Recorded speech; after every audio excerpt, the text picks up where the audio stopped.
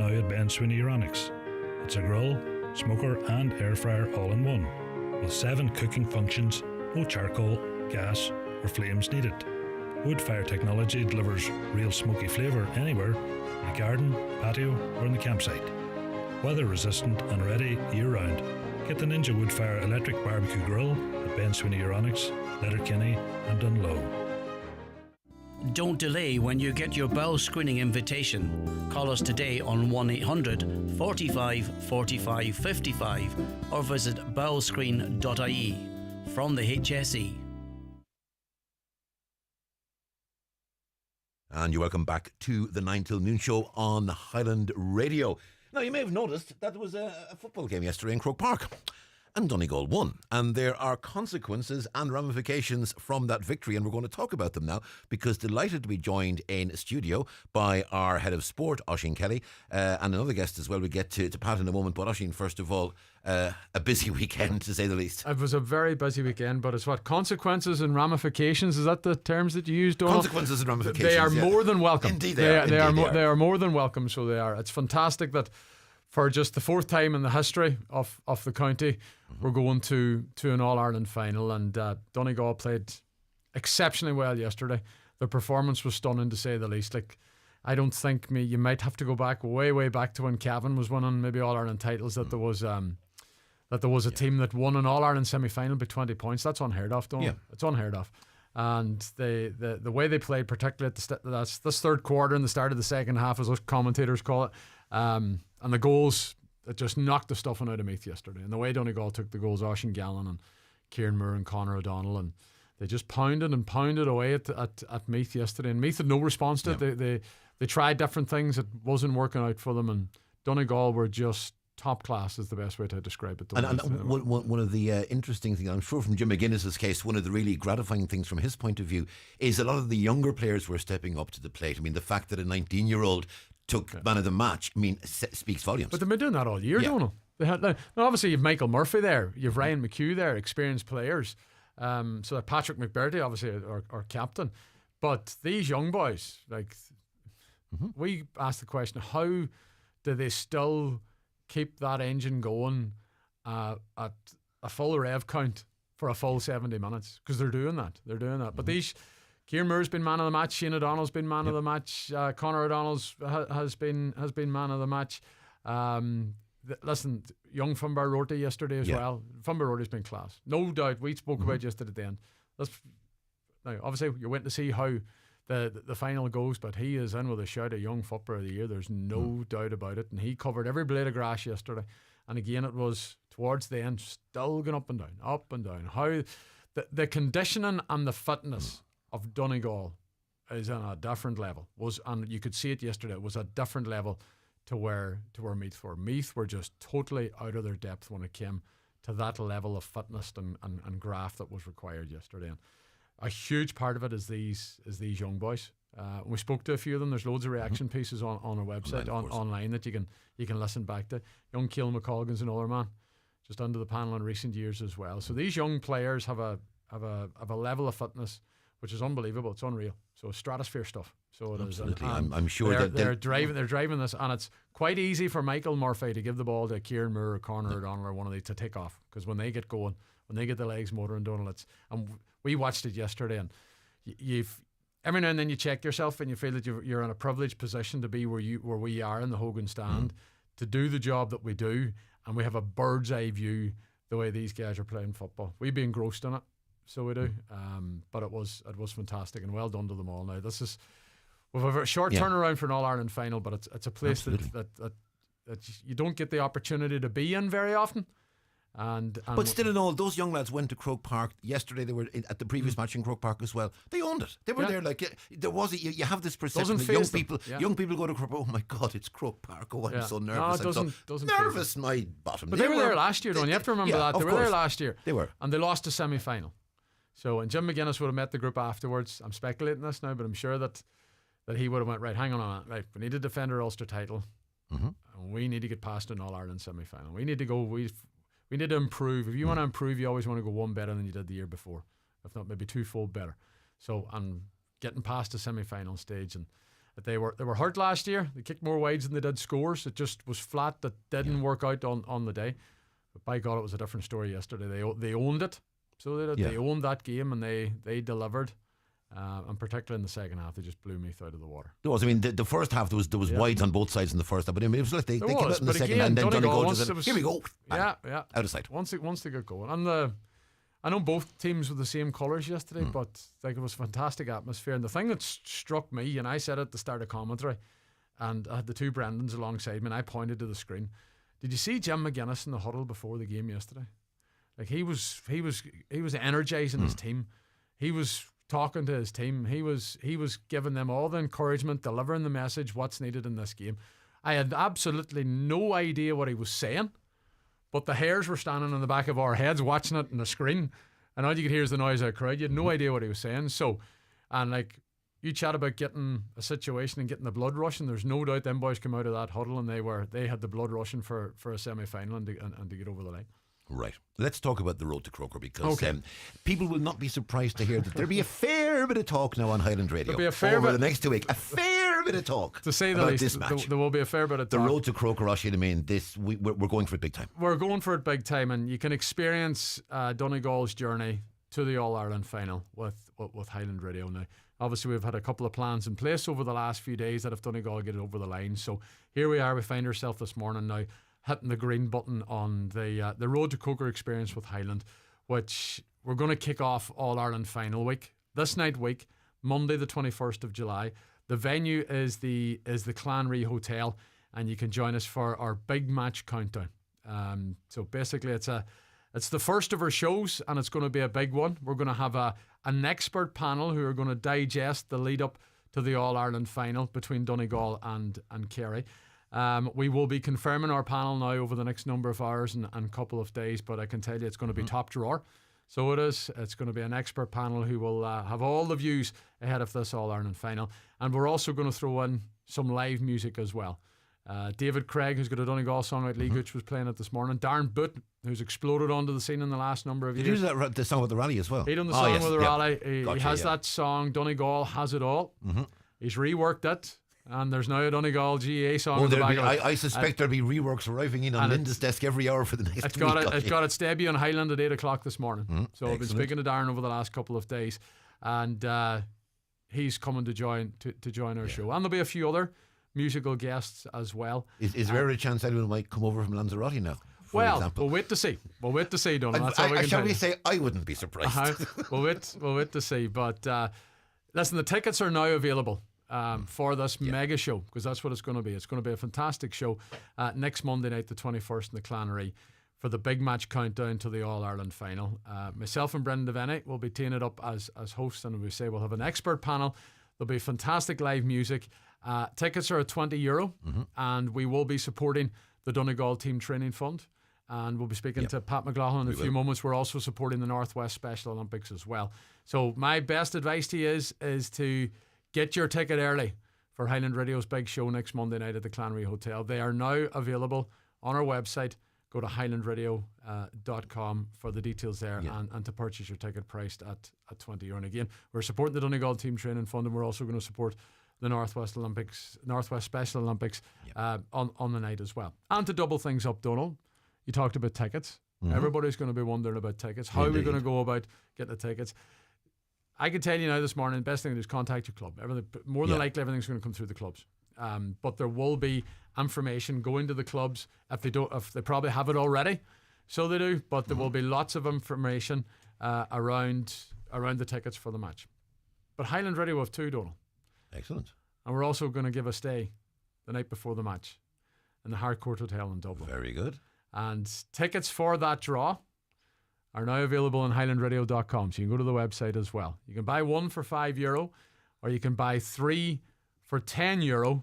And our prize is 2 tickets to the All-Ireland football final and an overnight stay in the Harcourt Hotel in Dublin the night before the big match. So again, tickets are €5, 3 for a tenner. That might be your best option, Donal, to get a ticket for. It might indeed for the All-Ireland final, and we'll be pulling out the winner of that. The draw will be made the Wednesday before the All-Ireland final, the 23rd of July at 11:45 a.m. Just want to share a comment that's just come in. Oisín, you are brilliant on commentary. We feel like we're at the match. Thank you on behalf of all the listeners. That's an absolutely true. And also please congratulate Sean Patton on his 100th appearance for Donegal and scoring a point. And he's still so young. Here's to so many more with God's help. That comes from Helen and Mary. So absolutely endorse what you said there about Oisín Collar. A brilliant commentary, as it always is. And we can expect a repeat in 2 weeks' time. Now, as Oisín said, one of the elements of the big match countdown in the Clanree on this night week is support for the GAA Team Training Fund and Northwest Special Olympics. And with that in mind, we're joined in studio by Pat McLaughlin. Pat, good morning. Good morning. You're heavily involved in Special Olympics, Pat, and next year, from your point of view, is a really important year. It is. We have a club of athletes who are aiming for the All-Ireland Games in Dublin next year. So the draw is in, I think it's next week. So then we will know exactly how many athletes will be going to All-Ireland. And it's important because this very much is going to depend on how much money you have at your disposal, how many you can send. It is, because we have training camps that must be done. So the transport costs and athlete costs for the game. So we're currently looking at such things that we can raise money for, Now, obviously, this is going to be an important way of raising some of those funds. This Highland Radio Big Match Countdown taking place in the Clanree on this night week, Monday, July 21st. But there's other ways, I'm sure, as well. There's going to be fundraising going on around the county and further afield over the coming weeks and months. Yeah, there will be. We're looking at some things ourselves. We've just recently done one. We climbed Mount Errigal. We raised 6,000, which probably just a pinch of what we actually need. So we managed to get 38 athletes up Mount Errigal, raised over 6,000. We have other things in the pot just now. So once the club starts back in August, we'll be getting right in there and fundraising till next year. And it's important too because so many athletes involved in the Special Olympics, I mean, they're ambitious. They want to go to Dublin. They want to go to the All-Ireland Games. They want to excel to the best of their ability. I'm getting phone calls basically every day for athletes. Have I been selected? And you just have to wait and see. It's just the answer, because we don't know right now. It's up to Ulster when the selections happen. They will notify us straight away. We notify the athletes, and then it's I'll fast forward with everything, try to raise funds and Donegal has a huge tradition in Special Olympics. I mean, Donegal athletes have won medals at All-Irelands, at Worlds, at international Special Olympics all over the world. Donegal athletes have shown. We do. Most recently, World Games, Vicky, gold medal. All-Ireland Games, and we've just got a new section in golf, who had their maiden tournament last week. Two gold and one silver. They only started in October, so the achievements are there for the athletes themselves. Just think, didn't Donegal have a golfer? Was it Oliver? Was that his name? A golfer that excelled at games years back. Yes, Oliver. Yeah, Oliver's back with us. Oh, brilliant! Great. Very good, Donal. Oliver's absolutely fantastic. He's encouraging the younger boys with the golf. He's helping the coaches teach them, and brilliant. Oliver's back involved himself. Excellent. Oh, that's really good to see, and that really sums up, I suppose, the spirit of what Special Olympics is and what Special Olympics does. Yep, it does. We have a lot of high ability athletes who will take time out and help to coach the lower ability, and the progression is brilliant, and you see them coming on every day and every time you train, and they help each other. They're a great bunch. They help each other. Yeah. Oisín, back to yourself. Yeah, listen, Pat and the people involved in Northwest Olympics do fantastic work. So they do, Donal, and they do all the graft in the background to put themselves in a position where their athletes have the best possible opportunity to play sport at the highest level. They give them this opportunity, this golden opportunity to do it. And the last game they had 9 athletes involved. Like, they're hoping now, like, if they were to get 20 athletes involved next year, which is quite possible, Pat. Which is quite possible. If they were to do that, that would be a phenomenal achievement. But then there is a cost with that. So there's a lot of money involved in not just having them participate in All-Ireland Games, but getting them to a level where they can. And it's the day-to-day stuff, the week-to-week, the month-to-month, the transport costs, the bus costs, the equipment, because these guys aren't government funded. There's nothing. There's no big massive checks coming down the road to them. The majority of the money that they get is all self-raised. So it is. So we thought, listen, we'll jump on board here with Pat and the gang and do our small bit. And I have to say, the work, well. the work that's been done at the vestry in Letterkenny is just stunning. Yeah, there's an amazing work that's been done at the vestry, and all across the county, so much is being done. Yeah. Folks, look, here's the deal. There is going to be so much talk about this. We'll go through the running order again. We'll we go don't because again, we started talking about how we were going to kick it off, and we never actually told you how we were going to finish it. Well, I'm sure we were going to finish it with you on a bus with the cup. The Sam Maguire coming back to Donegal town. That is the ultimate goal. Yes, and fingers crossed that happens, and what an achievement that would be. But it's going to be the week leading up to it, and if we win it the week after it, will be exceptional times. Months. Let's be honest about this. We're not going to get ahead of ourselves, but what we do know is that it's something that we all have to enjoy. And Highland Radio are getting behind this, and we are supporting the Northwest Special Olympics, and we're also supporting the Donegal team training fund as well. And it all kicks off. You can experience All Ireland final week with us on our road to Croker in the days leading up to the game, and it's all kicking off on Monday, the 21st. That's this day week in the Clanry Hotel with their big match countdown. Myself and Brendan Venny will be hosting a show that will have, believe me, a top-class expert panel for this gig. We'll also have brilliant live music, David Craig and Darren Boot.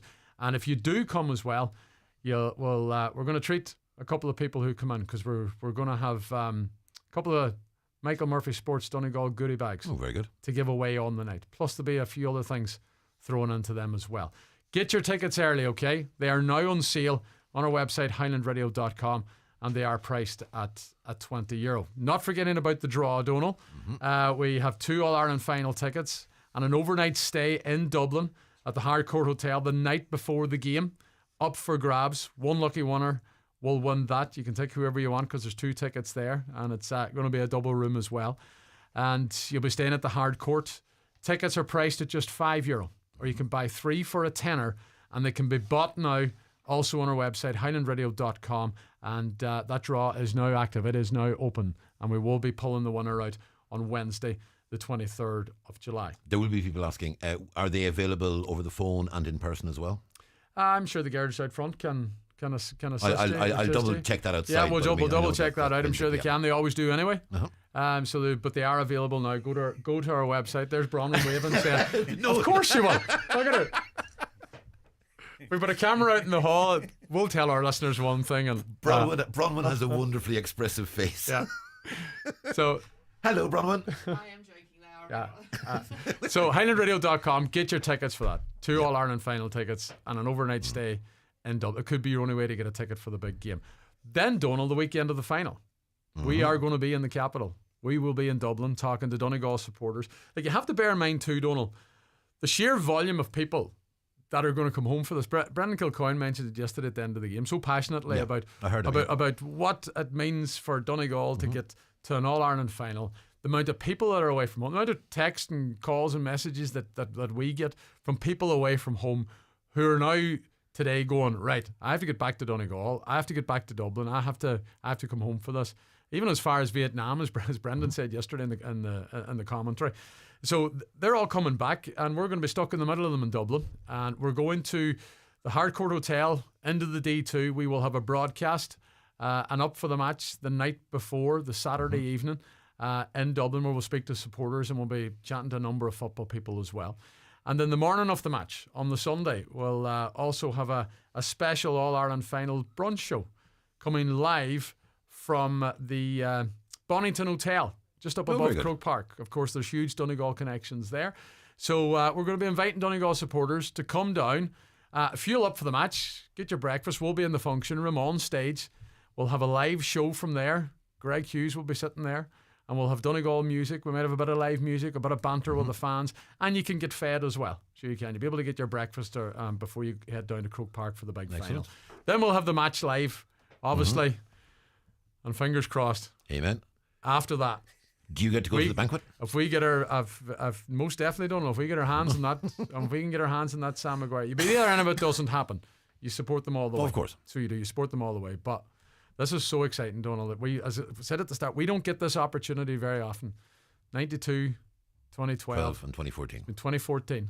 And we owe Kerry one from that day. Absolutely. And I've no there's doubt a general after sense yesterday- for supporters, that's the one that got away. I have no doubt after yesterday, people in Kerry were watching that match and they were a lot more uncomfortable after the match than they may have been before it. Yeah. Because I'd say a lot of chickens came home and they went, oh dear. So that's our plans, Donal.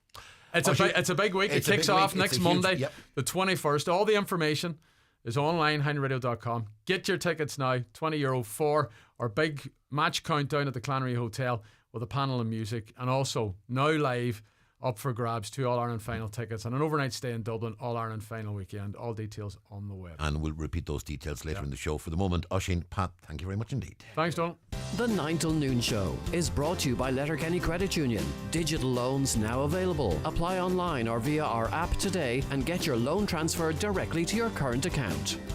Come along to the Glencolumkill Agricultural Show on Sunday, 3rd of August, featuring cattle, sheep, horses, poultry and all marquee classes. A great family day with children's fun and live music. Enter the grand draw for a brand new Honda Quad or cash equivalent of €11,000. Entries are now open on glencolumkillagriculturalshow.ie or visit their Facebook page. Oakfest 2025 returns to Oakfield Park this September 6th and 7th. 2 days, 2 stages, 1 unforgettable weekend. Enjoy live music, incredible food and drink, and glamping under the stars, all in one of Ireland's most spectacular settings. Saturday, live and original, featuring Wet Wet Wet, Boney M, Racy, and the Whistling Donkeys. Sunday, Legends Reimagined, with tribute performances to the Eagles, Blondie, Springsteen, and more. Tickets are going fast. Get yours now at oakfieldpark.com. Attention Donegal, Derry and Tyrone. PD Bathrooms and Tiles are proud to unveil our newest and most stunning showroom in Lisfannon Business Park, Buncrana. Located right opposite the Northwest Golf Course, we offer unbeatable quality and incredible value. For 30 years, we've been the experts in total refits, stocking and serving as the sole agent for many top brands. Visit us today and transform your space with the finest bathroom and tile solutions. Telephone 93 95 884. PD Bathrooms and Tiles, where excellence meets value. Lisfannon Business Park, Buncrana, F93H10F. At Franklin's, we understand getting the right property valuation matters. If you're selling your home in Donegal, trust the experts who truly know the market. Whether you're upsizing, downsizing, we're here to help every step of the way. At Franklin's, we do things differently. Honest advice, expert guidance, and a name you can trust. Book your valuation today at franklins.ie or call our office on 07491 88 000.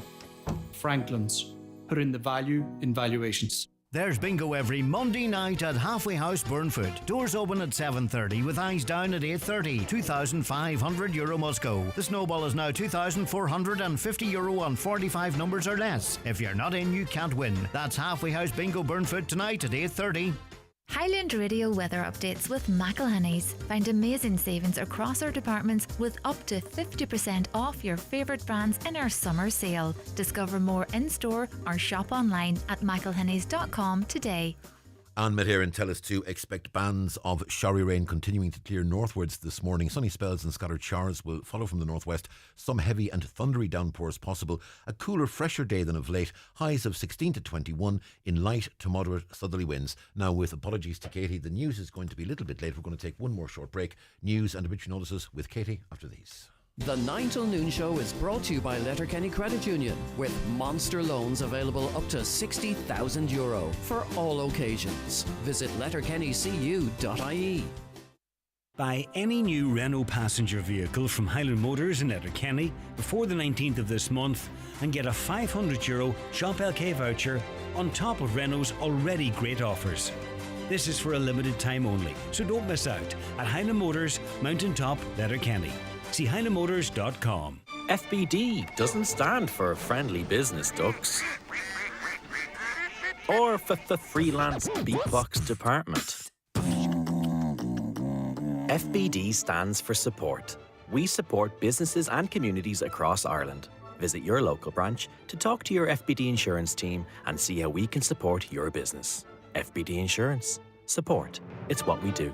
FBD Insurance Group Limited, trading as FBD Insurance, is regulated by the Central Bank of Ireland. The Hillary's summer sale just got even better. Get up to 50% off hundreds of made-to-measure blinds, curtains and shutters. plus an extra 10% off everything until the 28th of July. That's 10% off all blinds, 10% off all curtains, and 10% off all shutters. With Hillary's, measuring and fitting is always included, and your local advisor is with you every step of the way. Book your free in-home appointment today or visit hillarys.ie. But hurry, this extra 10% off everything ends 28th of July. Conditions apply. Is féidir le drogaí áine sa dul a bhaid mar tar bheala éagsúla. Ach cuireann siad ar fada isteachart agus tú ag tomaint. Is féidir le roinnt drogaí tú bhfuilliú. Rud a ágan bhfuil buailán go nionad tú botún. Cuireann drogaí eile farragar tí bhír dom ruistúrta. Bhín tú ag tomaint ruistúpaí. Má bhín tú ag tomaint faoi cheannach ar drogaí is féidir leis tusa do chuid passionéirí agus daoine eile ar a móthar a chur a míl. Ná tomaint faoi cheannach ar drogaí go brach. Ónúdar as umhaváilteocht ar bmhóide. Tour court at rsa.ie. McGowan Hearing, your audiologist experts, now in Letterkenny, Buncrana and Carndonna. Book your free hearing aid consultation in our clinic or your home across the northwest and beyond with Dara McGowan on 07191 00208. Live, on air, online and on the Highland Radio app.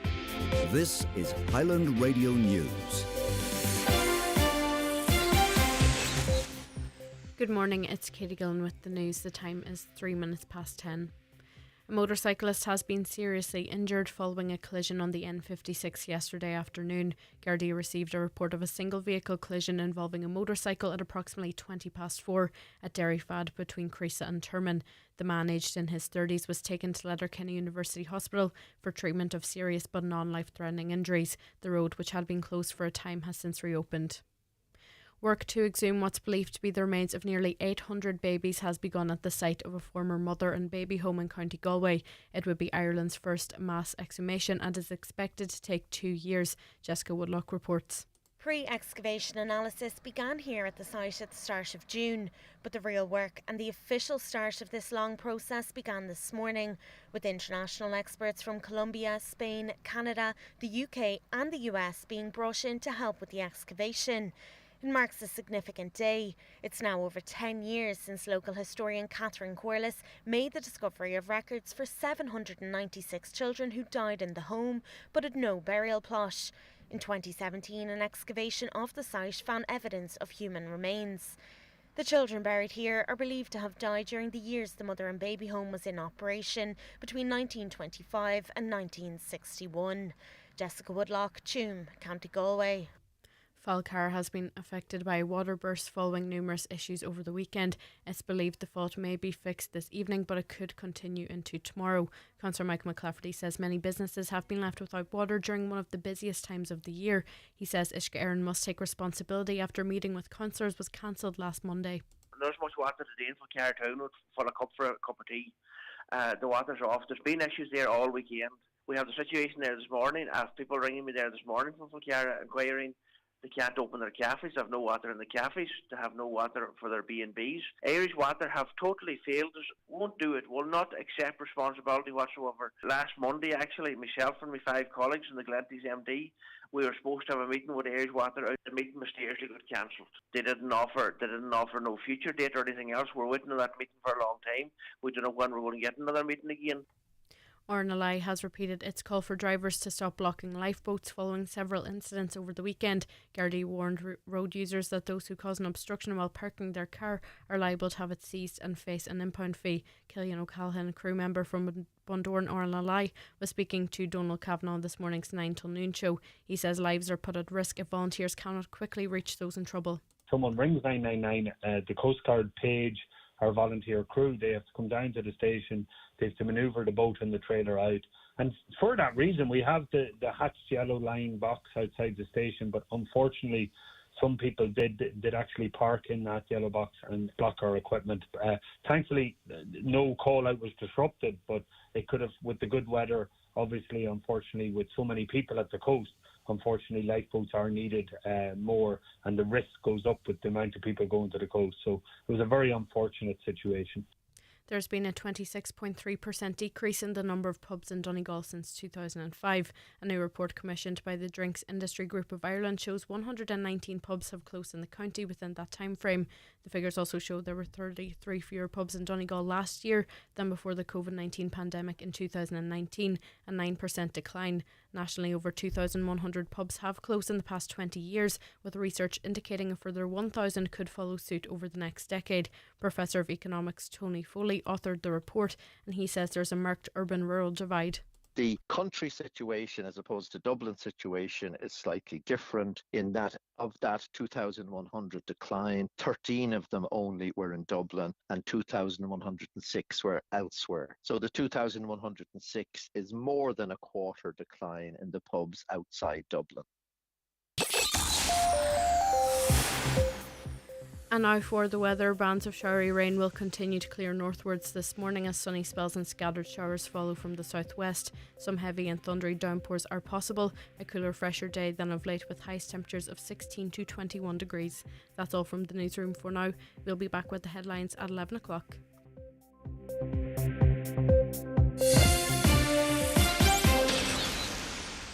The obituary notices for this Monday morning, July 14th. The death has taken place of Neil Begley, Glenalla, Milford. Remains are reposing at his home. Requiem Mass tomorrow at 11 o'clock in St Joseph's Church, Rathmullen. Burial afterwards in Rathmullen Cemetery. Mass can be viewed on MCN Media. Family time from 10 p.m. and before the funeral. Family flowers only. Donations if desired to the Donegal Hospice, care of any family member. The death has occurred of Margot McCrory, Nee Kelly, 18 Ballynacarriga, Buncrana. Her remains are reposing at her home. Removal from there tomorrow morning at 9:15 to St Mary's Oratory, Buncrana for Requiem Mass at 10 o'clock, and followed by interment in St Mary's Graveyard, Cockhill. Requiem Mass can be viewed on Church Services TV. Family time please from 10 p.m. Family flowers only please. Donations in lieu if desired to the Donegal Hospice, care of any family member or Sean Murphy, Funeral Director. The death has taken place of Michael A. McAteer, 98, of Berkeley Township, New Jersey, USA, and formerly of Ballor, Fanad. A massive Christian burial will be held at 10 o'clock tomorrow morning at St Maximilian Colby Church in Toms River, with burial to follow at St Joseph Cemetery, Toms River, New Jersey. The death has taken place of Rose Rutherford, the Park, Ballylosky, Carndonagh. Rose's remains are reposing at her late residence. Funeral from there tomorrow morning at 10:20, going to Sacred Heart Church, Carndonagh for 11 o'clock Requiem Mass, followed by burial in the adjoining cemetery. Requiem Mass can be viewed live on the parish webcam. Family flowers only please. Donations in lieu if desired to Donegal Hospice, care of any family member or Kelly's Funeral Directors. And the death has taken place of Francis O'Connor, nee Arbuckle, 16 Glen Road, Strabane. Requiem Mass is taking place in St Mary's Church. Interment afterwards in the adjoining cemetery. The Requiem Mass can be viewed live via the parish webcam. For family information and more details regarding wakes and funerals, please go to highlandradio.com.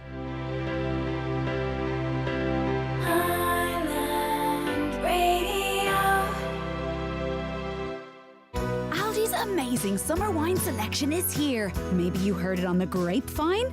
Including a deliciously fresh and zesty organic New Zealand Sauvignon Blanc, an angelic Sainte Victoire Provence Rosé, and a dry and rich French Merlot from Languedoc. Travels very well apparently, especially when you're coming home from Aldi. Summer range in store now from just $7.99 while stocks last. Get the facts we drink aware. Visit drinkaware.ie. And you're listening to the 9 till noon show on Highland Radio. It's the second hour of the programme this morning, and this is Donal Kavanagh with you on till 12 midday, as the name of the show would suggest. Now, let's look at some of your comments before we go any further. Being at the match, caller says, we miss out on the Highland Radio commentary. My late mum used to love listening to Highland to keep her up to date on the games. Is it possible to listen back to the match as a podcast?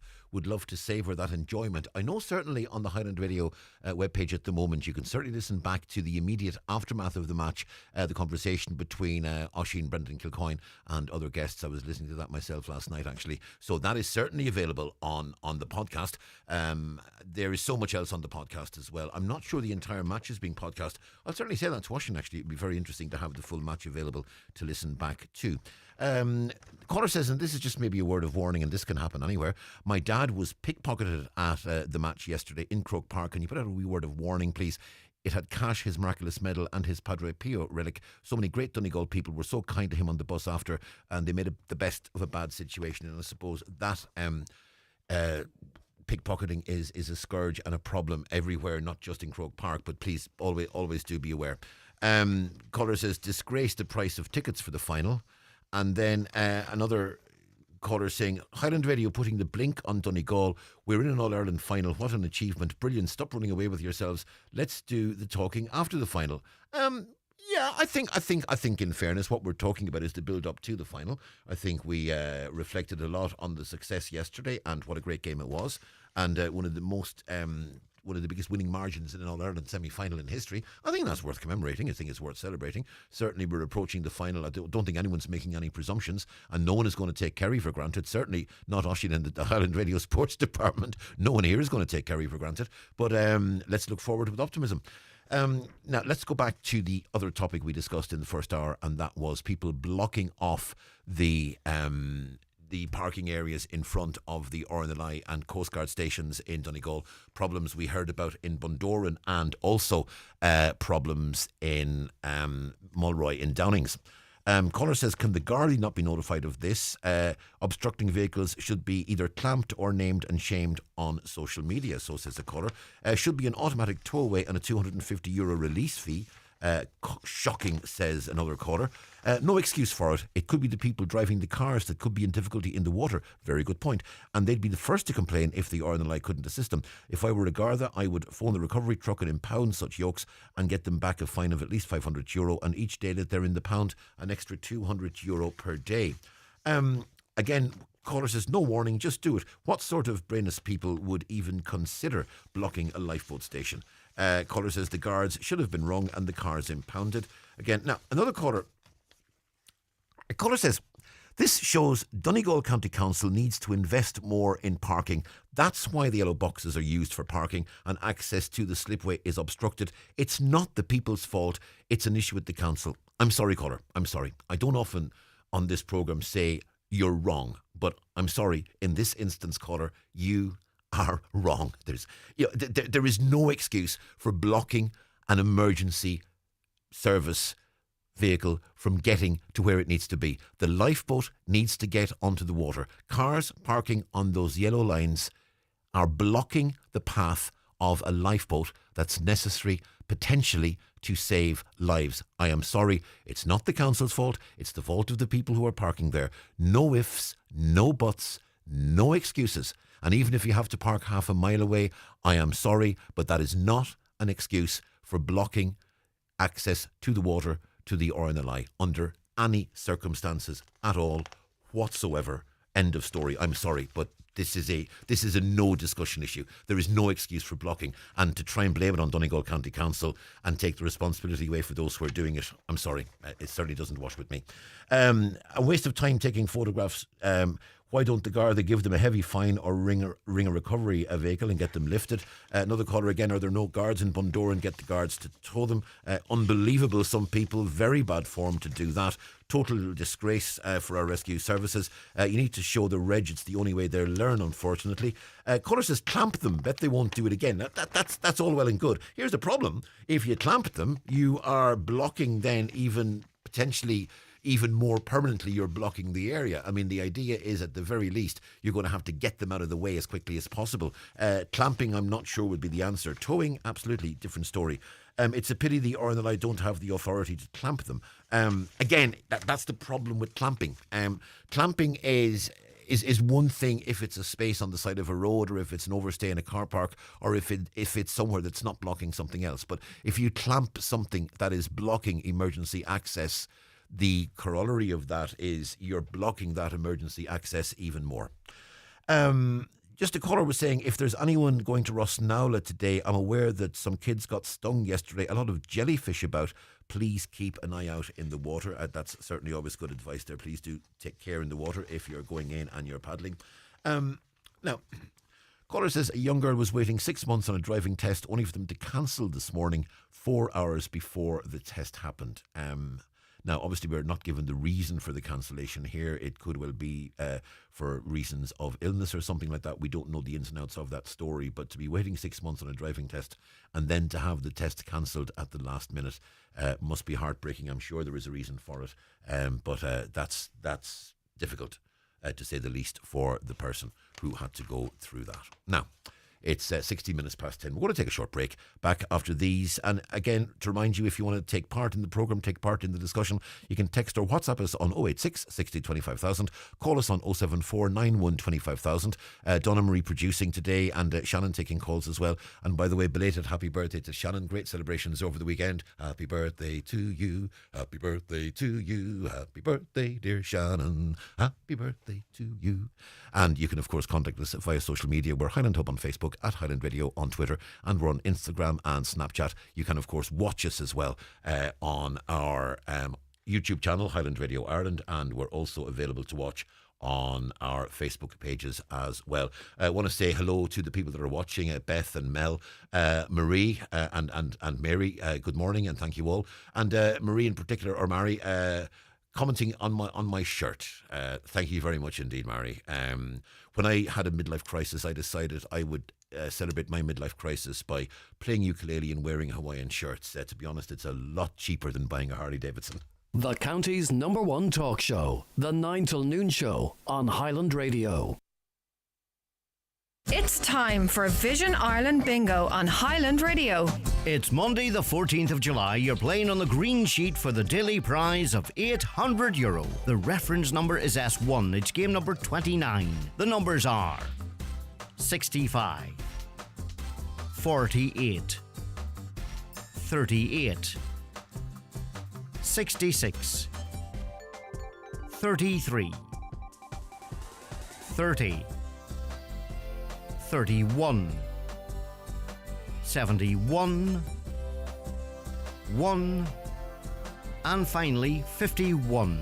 Phone your claim to 9104833 before midnight, leaving your name, contact number and the name of the shop where you purchased your book, and we'll call you back the next working day. Get all your Vision Ireland bingo information at highlandradio.com. All you need to make your house a home at Patterson's The Hall Lifford. From garden furniture to kitchens, sofas and dining sets, all under one roof. Need a new mattress? Why not visit our sleep centre on the first floor, with a large range of quality beds and mattresses in stock and ready for collection or delivery. Relax in our coffee shop serving hot lunches daily. Open Monday to Saturday, 9 a.m. to 5:30 p.m. Patterson's Kitchens and Interiors, The Hall Lifford. Get the job done with the right equipment delivered direct from Watson Hire in Letterkenny. Free delivery on all equipment has been extended to the Finn Valley area, including Ballybuffet, Stranorlar, Castlefin and Killygordon. With great daily and weekend deals available, call Watson Hire, Lisnen in Letterkenny on 9167777. See Facebook or visit watsonhire.ie.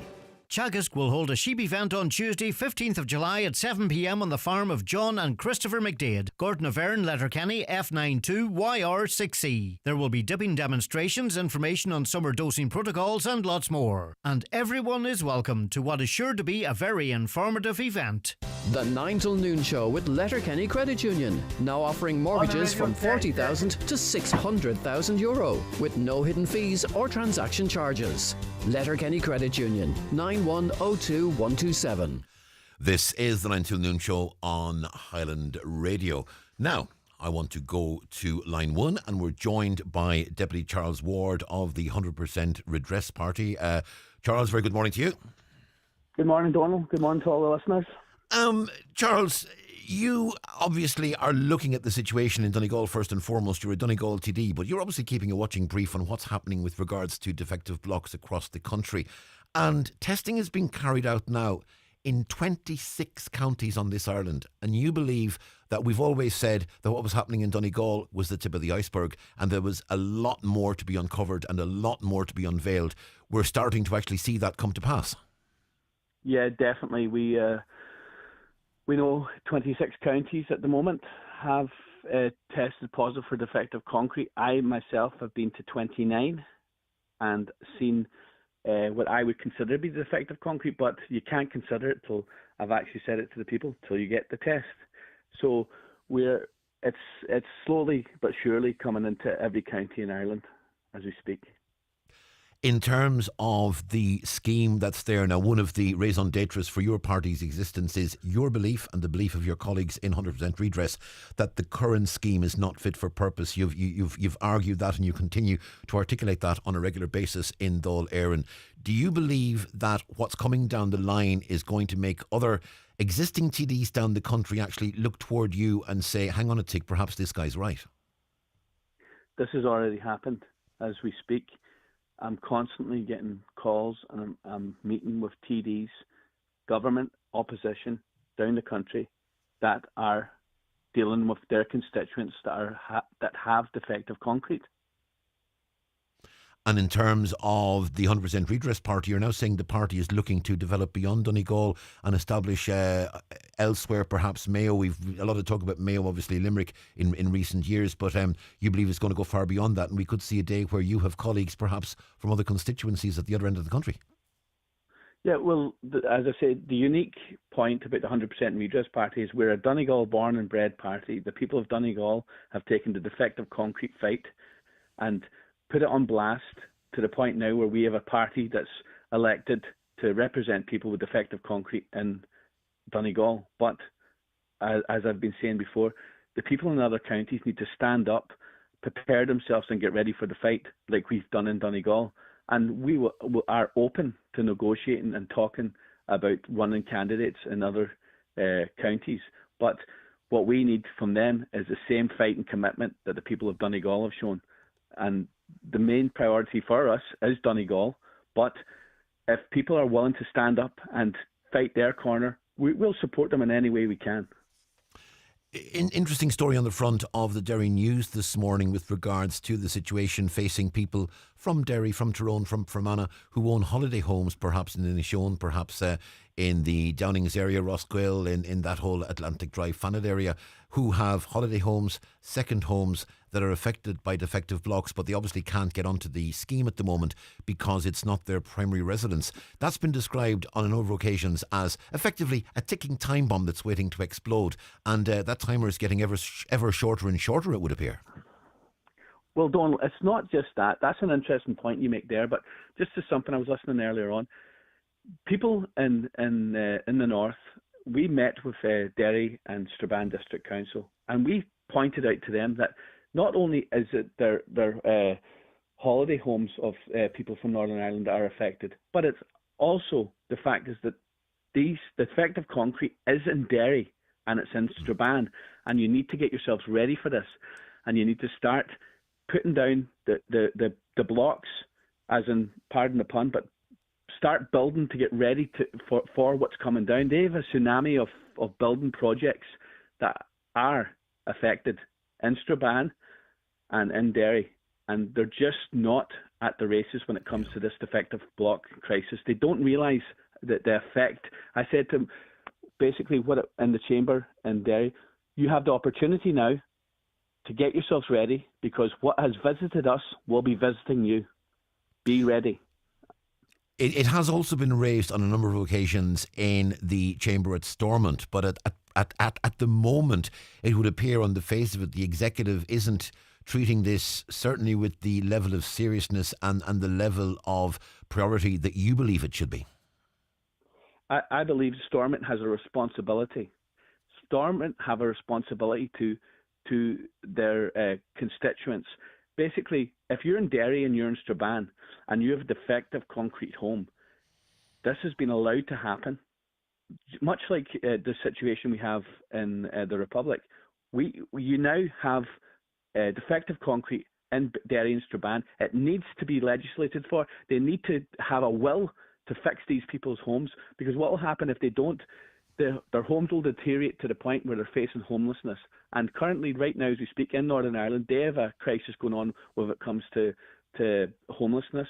And you do not want to not be ready for what's coming down the line. That's why I urged everybody in the council chamber in Derry to waken up to this and be ready to fight for your constituents, because if they've got defective homes, this is an all-Ireland problem, not just the Republic of Ireland. The 6 counties have it. It's the 32 counties that are affected, that will be affected with defective concrete, and we must be ready to fight and legislate and get a scheme in place for people in Northern Ireland. It does beg a number of cross-border questions. Is the belief that homes in Derry and Strabane and elsewhere across Northern Ireland with defective concrete, is the belief that those homes were supplied with blocks from quarries and companies on this side of the border, or are there companies on the other side of the border as well that have been supplying blocks and products which are defective? Well, you see, this is the key issue. Are we dealing with quarries that were supplying materials that then went into Northern Ireland market, or are we dealing with quarries in Northern Ireland that weren't checked for regulation and defective materials went on to us? We don't know until we start addressing the issue. Now, there's hundreds of people in Northern Ireland currently affected, in Strabane and Derry, that are currently affected, but it's also going beyond that. There's different counties in the 6 counties that are affected. They need to now start making inquiries and start the process of finding out what's going on. They're years behind currently where we are in Donegal, but my worry is that they sit back and don't have the will to imply a rigorous testing regime to make sure that this doesn't happen anywhere else. This is what we need. We need an all-Ireland regime of testing on quarries to make sure that this does not happen to the people again in Donegal. And you're dealing with defective materials here, and we've been dealing with this for 14 years, but it just seems that Donegal are the only ones that are ahead of the game when it comes to the defective concrete and getting that message out there. You said earlier you've been speaking to politicians up and down the Republic. I mean, does that hold true? You've briefed, as you said, you've briefed Derry City and Strabane District Council. Are you speaking to political representatives elsewhere in Northern Ireland? Are you speaking to MLAs? Are you speaking to parties and independents?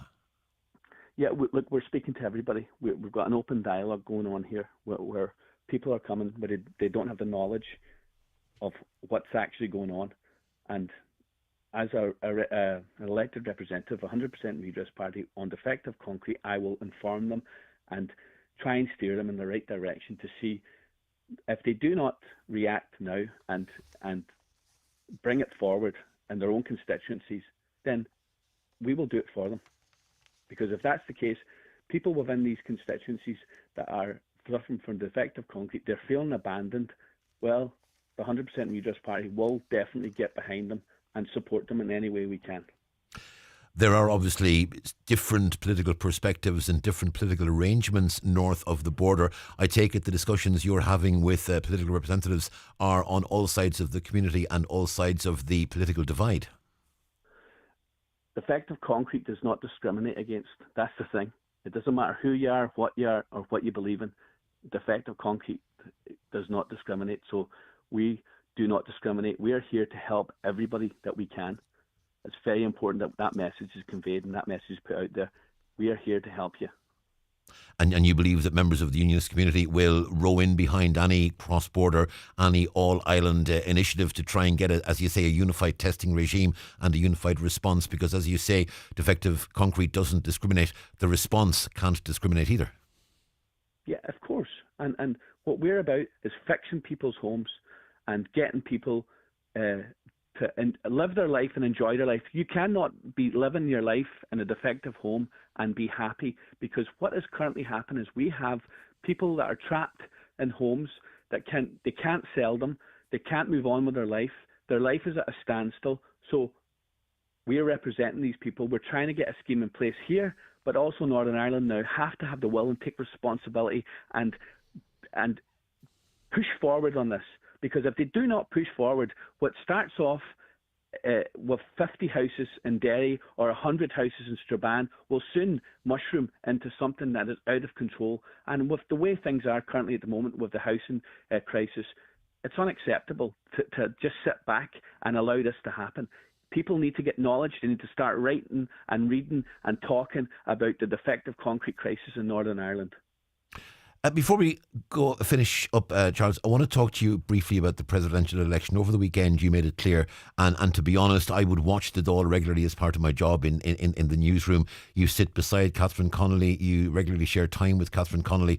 It's certainly no surprise that you're supporting Catherine Connolly in terms of the nomination for Uachtar an na hÉireann. Mm-hmm. Yeah, look, as I can say, Catherine has been an absolute star when it comes to helping myself adapt to life in Dublin. She has the experience, she has the integrity, she has the elegance. She's a seasoned politician, but more importantly, she's an independent voice who, it doesn't matter where you are, opposition or in government, she has an independent voice, and I believe that is the voice that this country currently needs for us to push forward.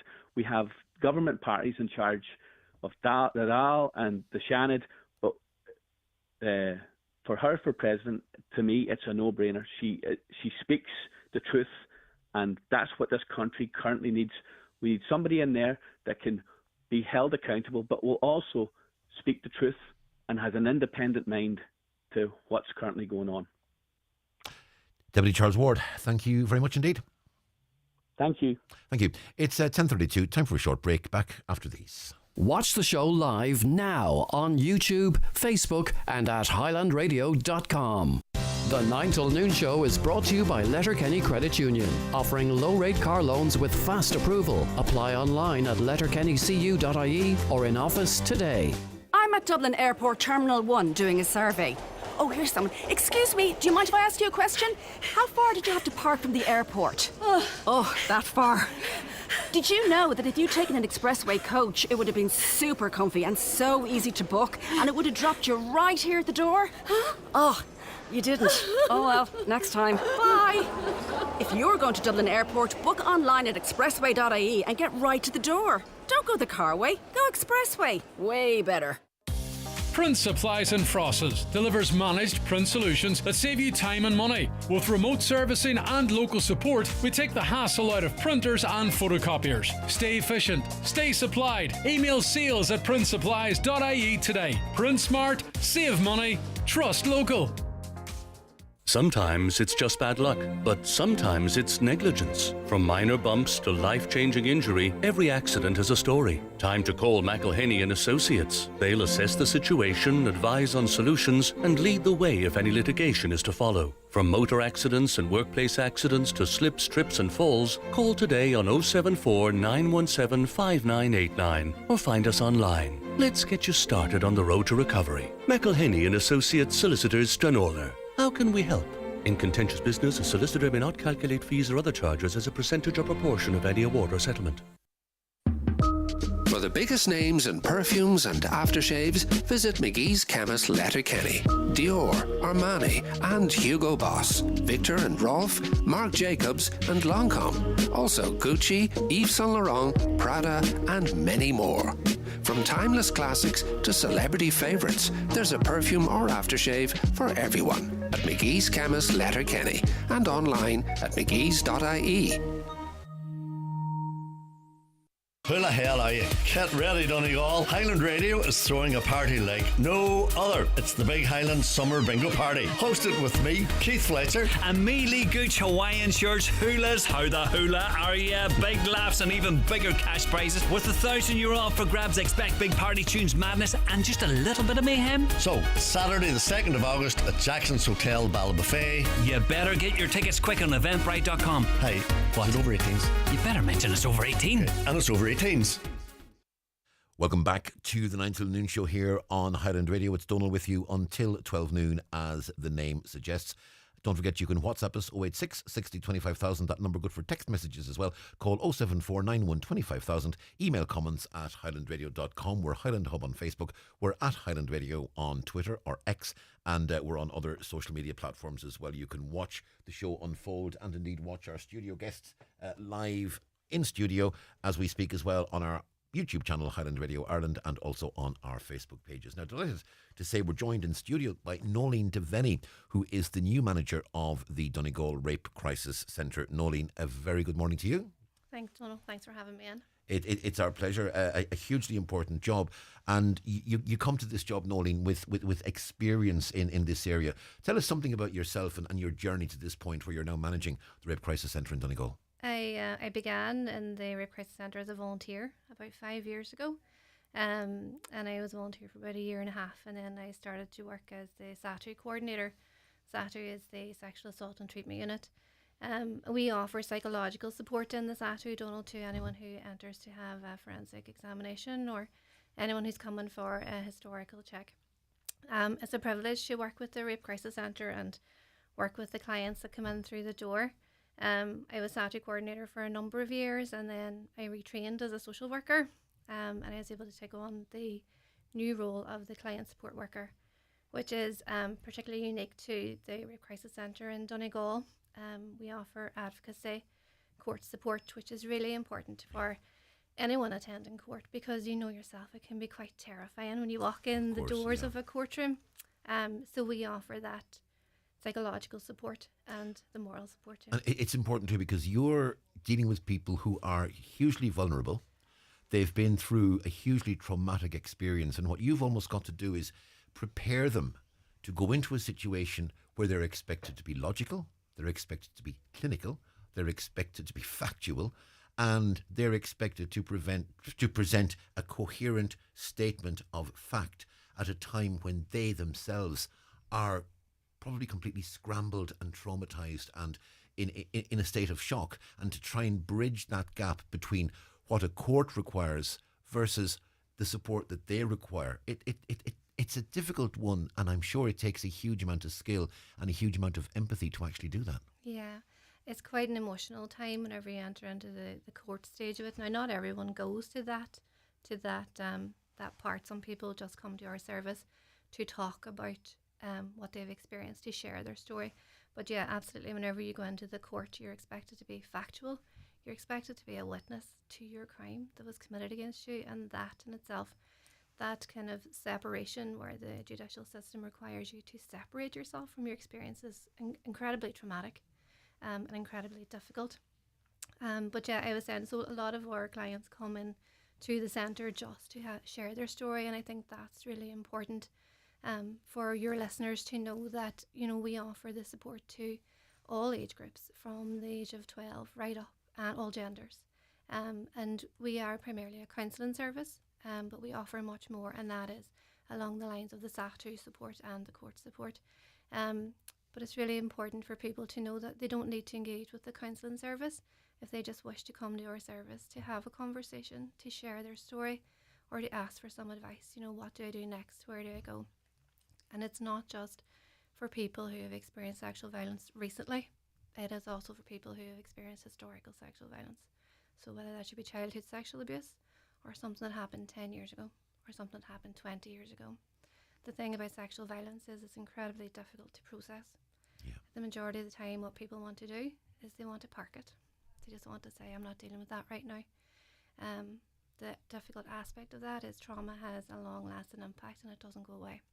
So whenever you experience sexual violence, it is always accompanied by trauma of some description, whether it's a small T, as Gabor Mate would say, or a big T. And that trauma can live in our bodies as well as in our behaviours.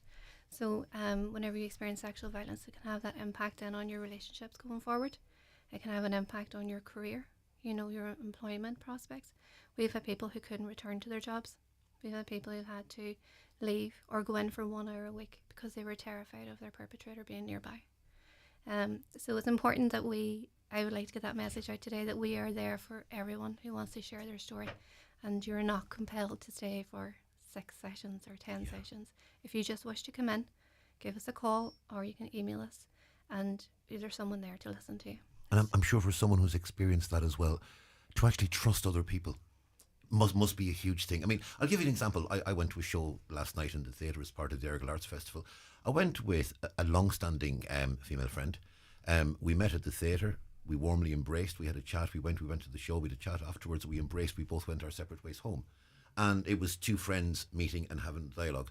I'm sure other people in that situation who've been through an experience, a traumatic experience of sexual assault, the next time they're meeting a male friend, is the embrace going to be as warm? Is the embrace going to be as trusting? Or is it going to be, oh no, and a recoil, because it's going to bring that back? And I know it may sound trite, but it's to me, it's a horrible thing to think that because of what someone has done to you, it may impact on the way you're going to react with other people who may not even have any idea of the experience that you went through elsewhere. Yeah. So if we look at even the perpetrators of sexual violence, over 70% of them are known to us. And what it does is that it annihilates that trust. So on a fundamental basis as human beings, you and I can sit in this room and we trust each other that we're going to behave and that we will be able to have a conversation. What happens is when someone you know, whether it is a family member or if it is someone in your social group, when they cross that boundary, they break it. So what you're left with then is that you have this residual almost anxiety running through you. Is the next person going to do the same? Is my other friend going to be similar?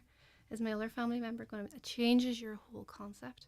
Now, this isn't for across the board. You know, trauma has a very specific impact on everybody, you know, and it's very unique to that person. And it is all about, I suppose, your experience through life and what you've experienced in life. But yeah, it can change our perspective, and it sometimes can change the perspective of those around us, our loved ones. So how they see us, you know, that can change. Mummies and daddies can be overprotective, you know. Brothers and sisters can become distant because they don't know what to say. How do we handle this? And that's something that we can offer support with. We can support the mummies and the daddies. And it's not just the mummies and daddies. We get grannies and grandads and aunties. Families come in all shapes and sizes.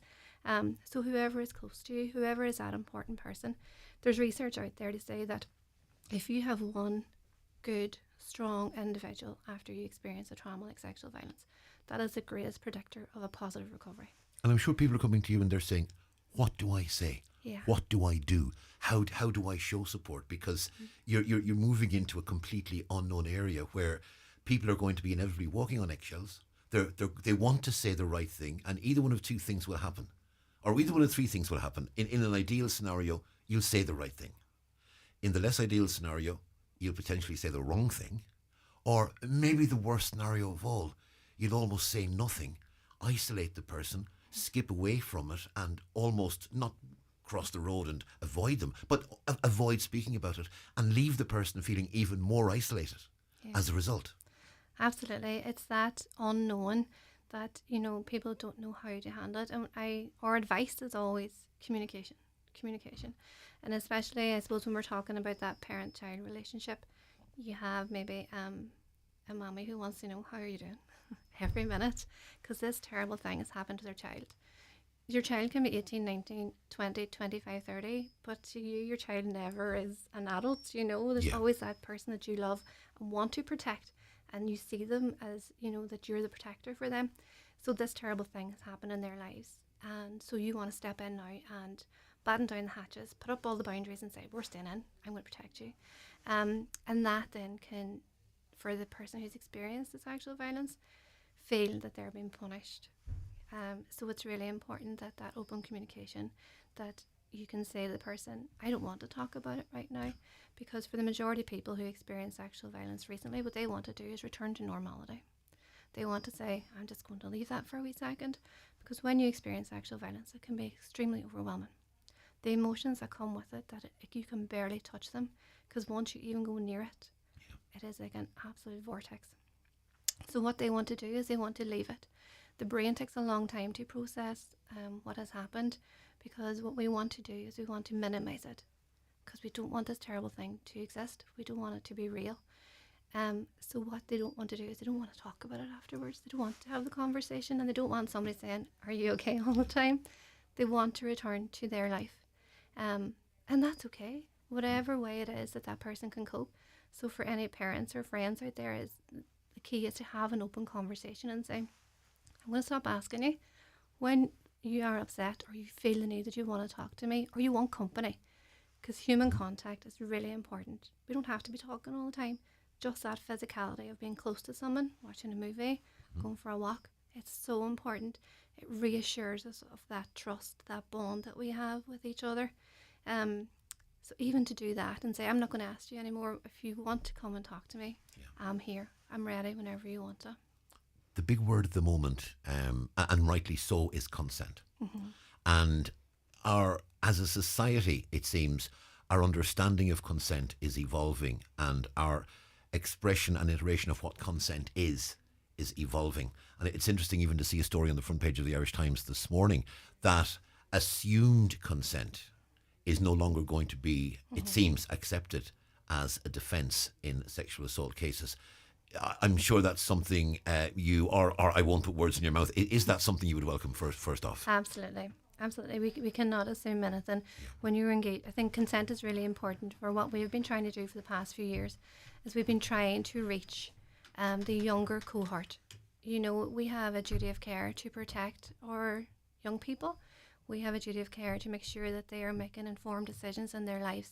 And they cannot make informed decisions unless they have the adequate information. If you think about how young people are being educated now, it is all on social media. It is all on technology. What they're not being educated on is what they have to do, how they have to behave, and what the parameters of that is. So what we have been doing is we've been going out into schools and we've been talking about consent. We don't have access to all of the schools. And what I'd like to ask today is if we have any secondary schools out there, we will be approaching them all in September again, and we will be looking to go into the schools and speak to even TY students. But it's really important. And there's also this, we are a diverse community in Donegal, and increasingly so. There is lots of new and different cultures coming into our county. And what I plan to do in the next few years is to have a cross-community worker where we can reach into the new communities and explain what the legislation in Ireland is around consent and make sure there's an understanding. Because we do have a duty of care to prevent and protect our young people. But yeah, this is absolutely welcome, because when you talk about consent, you can't assume what another person is thinking. You must have that understanding. And again, that's communication. And so, I mean, she didn't say no. Yeah. I mean, and maybe no was communicated in a look, in various different ways, but sort of when people say, well, she didn't say X or she didn't say Y. The other difficult one, of course, is, and I suppose situations like this very often crop up on social occasions, perhaps late at night, perhaps there's been alcohol consumed, perhaps someone is a little bit tipsy, and that too brings its own dimension, that sometimes people are not necessarily in a position to give consent because they're, I don't want to say impaired, but I don't know what the right word is, but perhaps after a few drinks you're not in as clear a position to give, and I hope I'm not phrasing this wrongly, but after a couple of drinks, after a good night out, maybe you're not in a position to give consent, and maybe that needs to be taught. That if you're out with someone and they're tipsy, maybe you can't assume consent because they're not necessarily in a position to give it. Yeah, absolutely. And I talked about this before, and it's not always very romantic or in the heat of the moment to have that conversation. But it is about being able to discuss it or read the body language. 90% of our communication is body language. It's our facial expressions, it's our posture, how we hold ourselves and how we present. So being aware of that and also being respectful, that's what this boils down to really, Donal, is about respect for each other. When we talk about perpetrators, we talk about people what is their motivation behind this, to perpetrate these crimes. It's all about the lack of respect and the lack of morality. That as human beings, we should have respect for each other's choices, and we should respect the decisions that they're making. The number of sex offenders in prisons in this country has increased by 16% in the past year. And in Donegal, reported incidents between 2003 and 2024 have risen by 66%. Now, that can mean either one of two things. That can either mean what has always been happening is happening and it's just being reported and detected more, or it can mean there is an increase in what's happening. Where do you see that? I mean, is there any way, can we say this shows that there is more detection, or does it show there is actually more incidents of sexual violence? So we know that things don't happen in isolation, so there could be both things together. We have the establishment of the DPSU in Donegal, and it's been here 5 years now. So it could be the fact that, that because they're a specialised unit, that they are being able to prosecute more people. But it could also be that there is a higher rate now in Donegal. And we have to, as a community, look at porn and the influence of porn in the behaviour. Our young people are being educated in sexual relationships through porn, and it is very skewed. The understanding of people who are engaging in sexual activity together and what they agree on at the beginning and what that other person decides to do is becoming very different. And that is based on what they're viewing. And if we look at that and moving forward, how that's going to impact our young people, we have a duty of care to look at that and say, you know, we need to be stepping in here. We need to make sure that their education is appropriate. But yeah, so it could be just a combination of both. We're part of the SART group, which is the Sexual Assault Response Team. That's ourselves, DPSU, Domestic Violence Services are involved, SATU, as well as TISLA and HSE. And part of maybe the reason for the high conviction rates and is the high reporting rate, and it could be that our presence in the county is felt more, that we're out now and we're working with community organisations, and we are getting into some schools as well, so people are recognising what the experience is wrong, because that can sometimes be a question where people say, oh, it feels wrong, I'm not too sure if it is wrong, but if you're in doubt, that's whenever you can contact us and ask that question. So yeah, I think it's a combination of both. Nolene, it's been a pleasure speaking to you, and thank you indeed for coming in and speaking to us this morning. It's really important that people know that those services are there, and we'll put details up on our own social media pages and our Facebook pages and so on. For the moment, Noreen Devaney, and just got a call, by the way, a person just rang to say you've got a beautifully soothing voice. And no, which is a very good one. I absolutely see where that caller is coming from, that your voice is... There's a lovely soothing quality to it, but there's also a trusting quality to it that is going to serve you well, I think, and has, I'm sure, served you well over the past 13 plus years of your involvement in terms of counselling and in terms of volunteering and in SATU and so on and so forth. I'm sure that will continue, but for the moment, Nolene Devaney, thank you very much indeed. Thanks so much, Donal. The 9 till noon show with Letterkenny Credit Union. Simplify your debts with a debt consolidation loan from Letterkenny Credit Union. Call us on 074 910 2126 or apply online via our app or in office today. A public service announcement from Donegal County Council. Donegal County Council are delighted to announce that the Lough Foyle ferry service linking Greencastle and McGilligan and the Swilly ferry service linking Bungrana and Rathmullen is now operational. Both ferries operate 7 days a week. Further information, including timetables and fares, can be found at loughfoyleferry.com or swillyferry.com. Donegal County Council, promoting tourism and supporting our communities. At Restex Beds, we are celebrating 50 incredible years in business. And we are introducing our brand new Glenveigh mattress, comfort that's as legendary as our half-century legacy. Experience 50 years of bedding excellence at Restex Beds, Mountaintop Letterkenny. Restex Beds, leave the rest to us. I had problems with my knees for about 7-8 years. I think I'd give Kingsbridge 5 stars just because of the support and help that they gave me before and after the surgery. I was a public patient and the HSE reimbursed the costs. Republic of Ireland residents can get rapid access to cross-border surgeries at Kingsbridge private hospitals in Belfast and Derry, with medical costs reimbursed by the HSE. Find out more at kingsbridgeprivatehospital.com/cross-border. Kingsbridge, your fast track to 5-star care. Terms and conditions apply.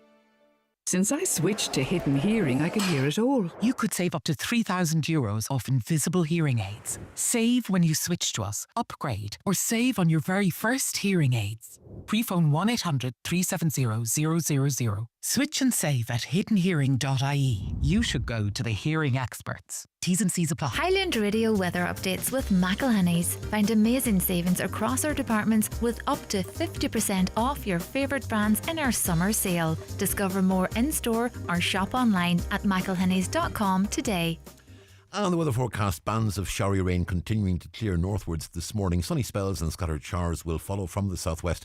Some of those showers heavy. Thundery downpours are possible. A cooler, fresher day than of late, with highs of 16 to 21 degrees Celsius in light to moderate southerly winds. Now, I did find myself awake at about 3 o'clock this morning, and I have to say, we'd left the window open because it was quite muggy. And the rain was making such a racket outside. It was like, oh, I am glad I am nicely wrapped up, and I am not out. Well, I wasn't wrapped up. I was lying on top of the duvet because it was too bloody warm. But I was so glad I was not out in that. It really, really was heavy. Now, I want to take a few birthday requests and one or two comments before we go for a break in for news.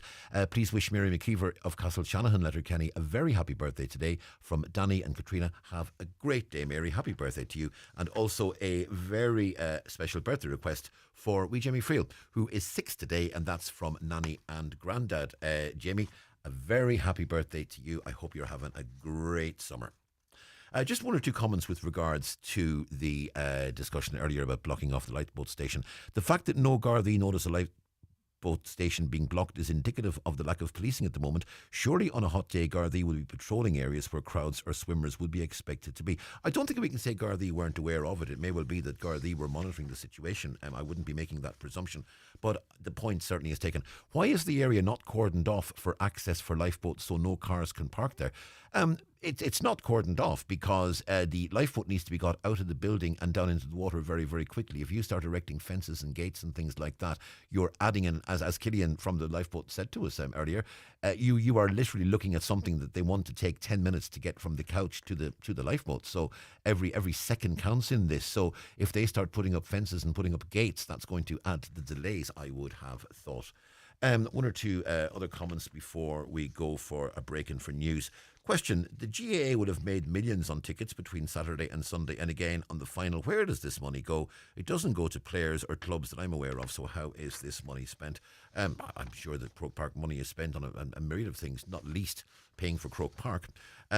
And these cars should be towed away and defined to get them back. So many people nowadays think only of themselves with no respect for anything. Another one there on the lifeboat situation. Okay, it's 2 minutes to 11. The headlines are on the way, but before that, we'll just take this short break.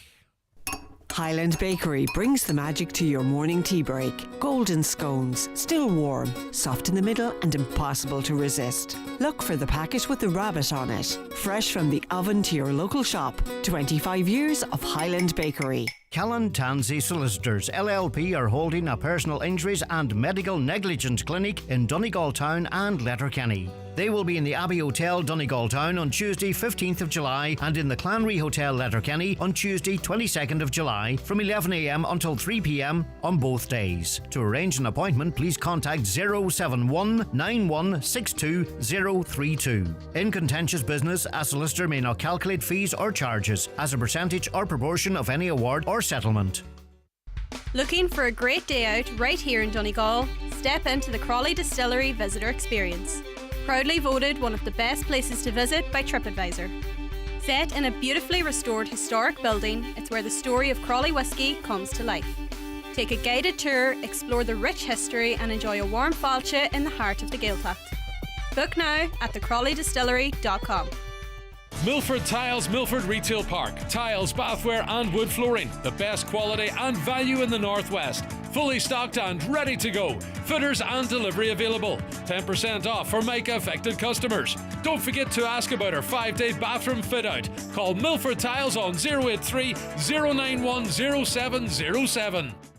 Join me, David James, to experience the magic of Riverdance 30, the new generation. I'll be your host on Thursday, August 28th for a spectacular trip to Dublin's Gaiety Theatre. You will enjoy luxury coach travel, your ticket to the show, and a 4-star overnight stay in the centre of Dublin. Spaces are now very limited, so don't miss out. Book your spot today by contacting Highland Radio on 074 91 25000 or visit highlandradio.com.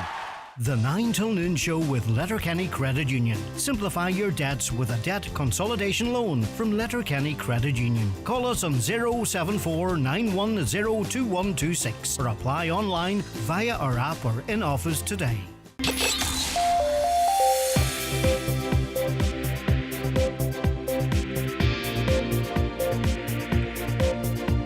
Welcome back to the third and final hour of the 9 till noon show on this Monday morning.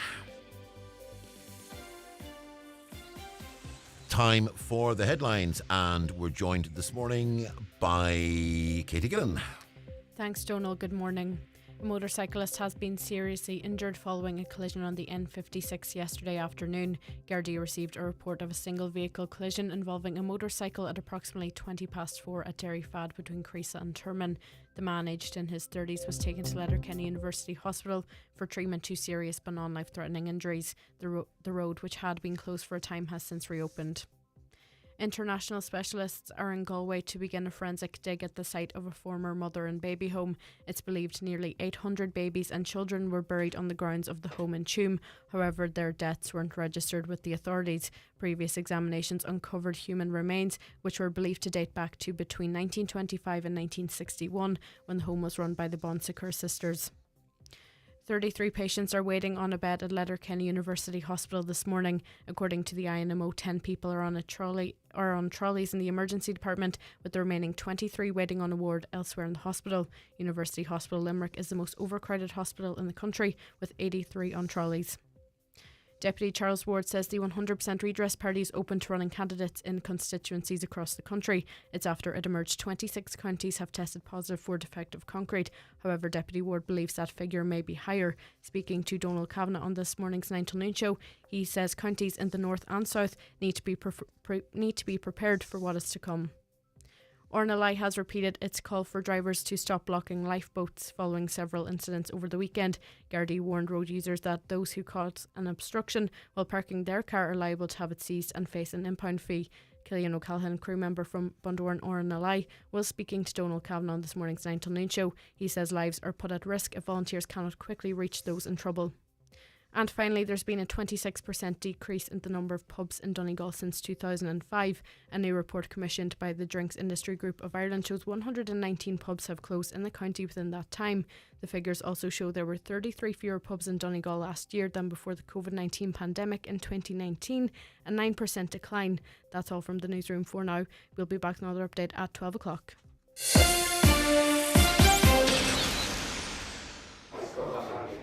Will you have a pint, Gareth? Sure, I can always take the quiet road home. John has just seen Gareth order a pint. He knows his friend is planning to drink and drive. Should he say something, or just let it slide? Again.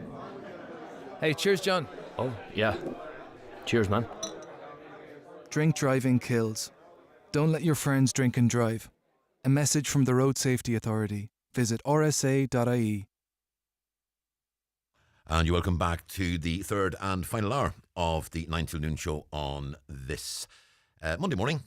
It is 3 minutes past 11, and usually at this time of the day we would speak to Brendan Devaney, and you know what? I'll tell you what we'll do. Let's do that this morning as well, because it seems to be the handiest thing to do. Brendan just getting himself set up in the car. Good to see the sun is still shining somewhere. Brendan, very good morning to you. Oh, and we, I think, have just lost Brendan, actually. We'll get Brendan back in just a moment. Brendan, obviously, will be speaking about the DL debate tonight. And while we're waiting to get Brendan back, just re-establish that connection. Oisín's back in studio with us again. We're just going to reflect a bit back on the match yesterday. Oisín, we're just waiting for Brendan to get back into us. But before we do, just refresh our memory with regards to what's going to happen on this night week. Our big All-Ireland final road to Croker, Donal, Highlands Road to Croker, experienced the build-up with us on All-Ireland final week, and it's all going to kick off next Monday, the 21st of July, with our big match countdown, and it is, of course, taking place at the Clanry Hotel in Letterkenny. We're going to have an expert panel, which will be confirmed later today. We're also going to have live music from the likes of David Craig, and Darren Boots going to join us as well. And on the night too, if you do attend the event, you could be one of the lucky winners, not winner, but winners, to get the exclusive Michael Murphy Sports Donegal goodie bags, where there will be a few nice items in there up for grabs. Tickets for the big night are priced at €20, Donal, and as we told you earlier at the start of the programme, they're available now online at highlandradio.com, and we are, of course, supporting the Donegal Team Training Fund ahead of the final, plus we're also getting behind Northwest Special Olympics as well. So it's a huge show, and it's taking place next Monday night, and the best advice we can give you is get your tickets early. Drop on to highlandradio.com now. They are on sale there. And Donal, we know that there's going to be an absolute scurry of people looking for tickets. Absolutely. You don't have any, do you? No, I don't, and I won't. But I will still be asked. I will get calls every day. Do you have any contacts in Waterford? Do you have any contacts in Waterford? Do you have any contacts in Waterford? I want to cross the road to get a cup of tea after I've done the pre-show, because obviously we were in early this morning planning this, so that but I didn't go to get a bit of breakfast and a cup of tea. Yeah. But 5 people asked me over in the place across the road. So can I just say, no, Oisín doesn't have tickets. No, I don't have tickets. And I strongly suspect Greg doesn't have any tickets either. Well, we do have 2 tickets, Donal. Oh, 2 tickets. Yes, we have 2 tickets for the All-Ireland final. And an overnight stay in the Hardcourt Hotel in Dublin city centre the night before the match. And if you would like to be part of that, and you would like to be the winner rather, just nip onto our website as well. For just €5 or 3 for €10, you can enter the draw where we have 2 All-Ireland football final tickets and an overnight stay on the night before the match at the Hardcourt Hotel in Dublin. They're for nothing, Donal, and they're on sale now, and I can tell you they're flying out the door, so they are.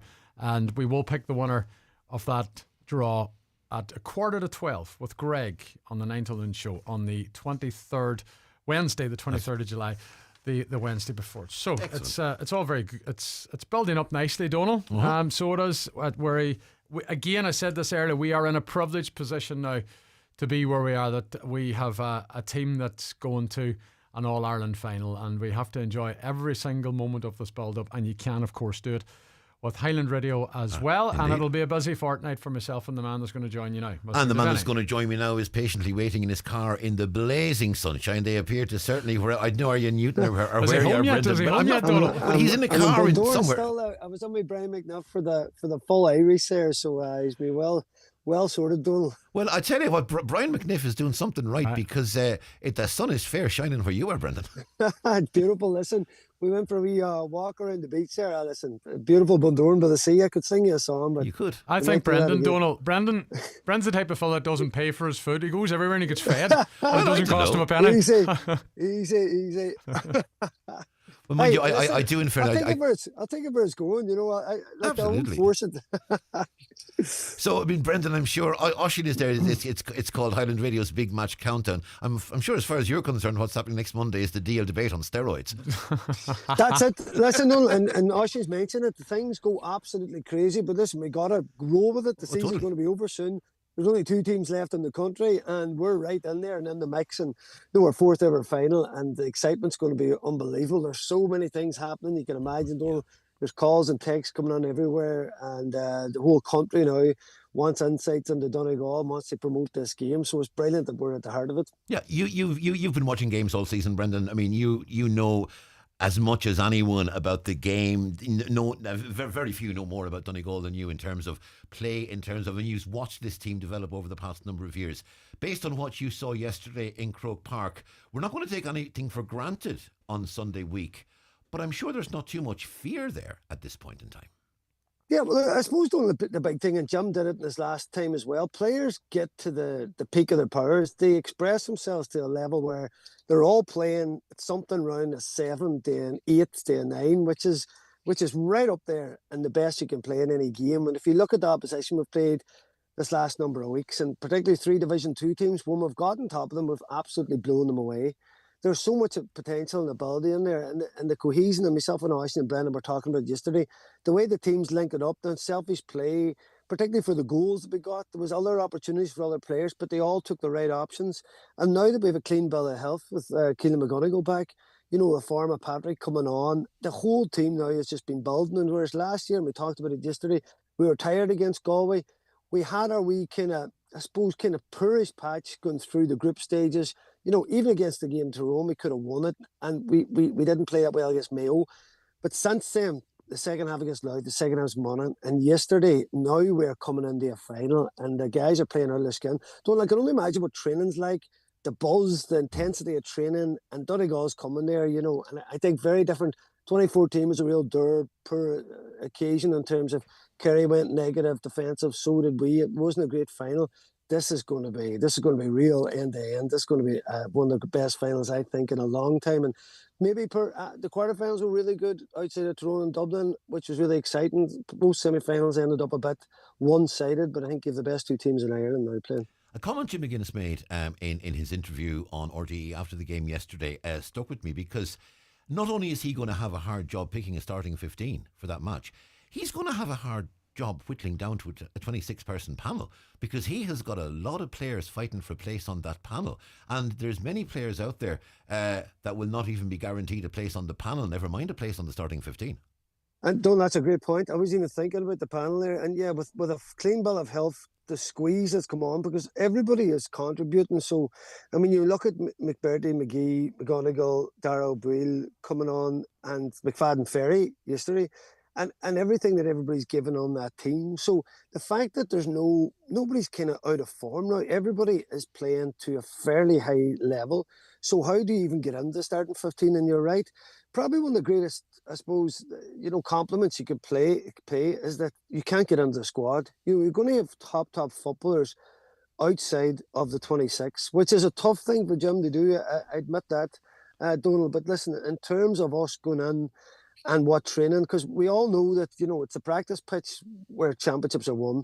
So you can imagine now the squad and how they're training with each other. And that means that when you come to play opposition, and we've seen it in the last 3 games, whenever we turned the screw on them, they couldn't handle our pace and our ferocity. And that comes from the level that they're training at night in, night out. And when Kerry would have looked at Paddy McBurdy, for instance, when he came on, and others that came on as well, Kerry would have seen Paddy McBurdy come on and play out of his skin for that, whatever it was, 20-25 minutes he was on the pitch. I mean, some people asking, why is he taking off Murphy? I mean, if you're taking off Murphy, but you can replace Murphy with a Paddy McBurdy on form, you're in a good place. Yeah, we were saying that, we all looked at each other and thought this is a wee bit early, because Michael is so integral to everything we do. Now, some people said then maybe he got a wee bit of a knock or something. It was precautionary, but listen, Jim knew what he was doing. There was enough talent and ability out there to take that around. And I think it's very important for Donegal. We've seen it last year. The team did grow in the surviving without Michael in many ways, but of course we want him in there, and he's so integral to everything we do. I mean, the first point that he had to talk about setting the tone, and the Donegal fans, even the 2-pointer to kick after that into the breeze. I mean, he brings so much to it. But you're right, Patrick, again, we didn't play well against Mayo. Patrick come on, it didn't really happen for him. The same against Louth, but against Monaghan, he really come on with the bit between the teeth again. And he picked up where he left off yesterday, and he was very disappointed. Maybe could have had a goal at the end. He didn't get the ball. You could see it was quite clear he was disappointed. I mean, and to have that hunger, to have that passion, he was dialing in nothing. He was there to do it. And we were saying, like, the likes of him and Ryan and Michael are the tie-in to 2014 and the games that they had yesterday. Again, Ryan McHugh using all his intelligence. And again, Donald, the thing is, when we do this in the DL debate, if I start naming Donegal players, you need to name them all. You just cannot get. You need to really. I was talking this morning about the team, and you really need to actually just focus on and say the full forward line and talk about them, because if you start to go down the names, you can't leave anybody out. And that is a really good thing, because it isn't a matter of, we have Michael Murphy and whoever else is there. We have we have a couple of lads, but we need Murphy, and if we don't have Murphy, we're in trouble, because Murphy is propping up.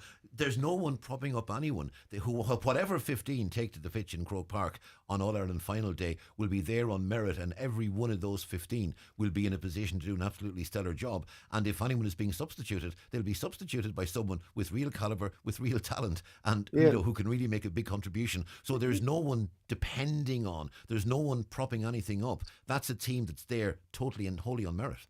And probably a difference, that's the difference straight away between us and Kerry. Don't they really play through certain players? And as we all know, David Clifford, listen, he's the best forward in Ireland.